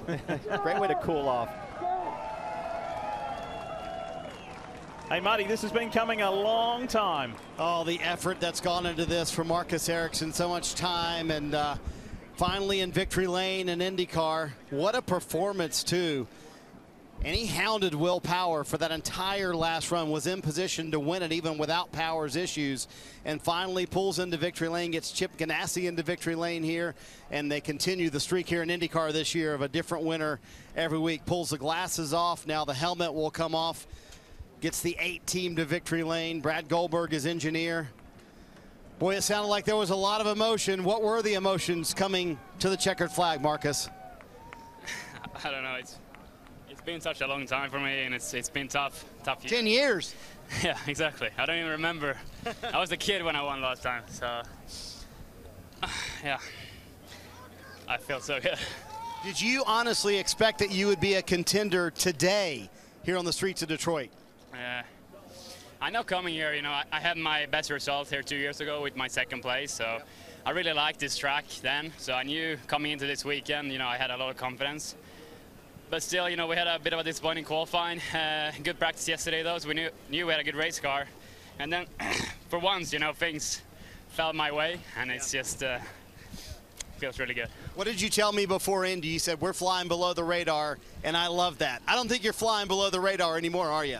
No, exactly. So, I feel so, and the team has done a great job, you know, Husky Chocolate and Honda, you know, engine was great all day, and yeah, Brad, my engineer, and everyone on the stand and in the pits, you know, it's a team effort, and yeah, and also for Will there, you know, I feel really bad for him. Obviously, the way it ended for him, he did a tremendous job today. So, but it was my day today, and it was about time. What was your mindset when you saw the trouble happening with Will Power in front of you? Did you think, oh no, we're going to win this race? I thought that for once, you know, the luck is on my side, so I think we deserve that. Marcus Ericsson in victory lane for Chip Ganassi Racing. What a win. He's finally here, Lee. Hey, Marty, the sneaky Swede is sneaky no more. He was speedy. That was terrific. And the whole 8 team there to congratulate Marcus. Awesome. Thank you.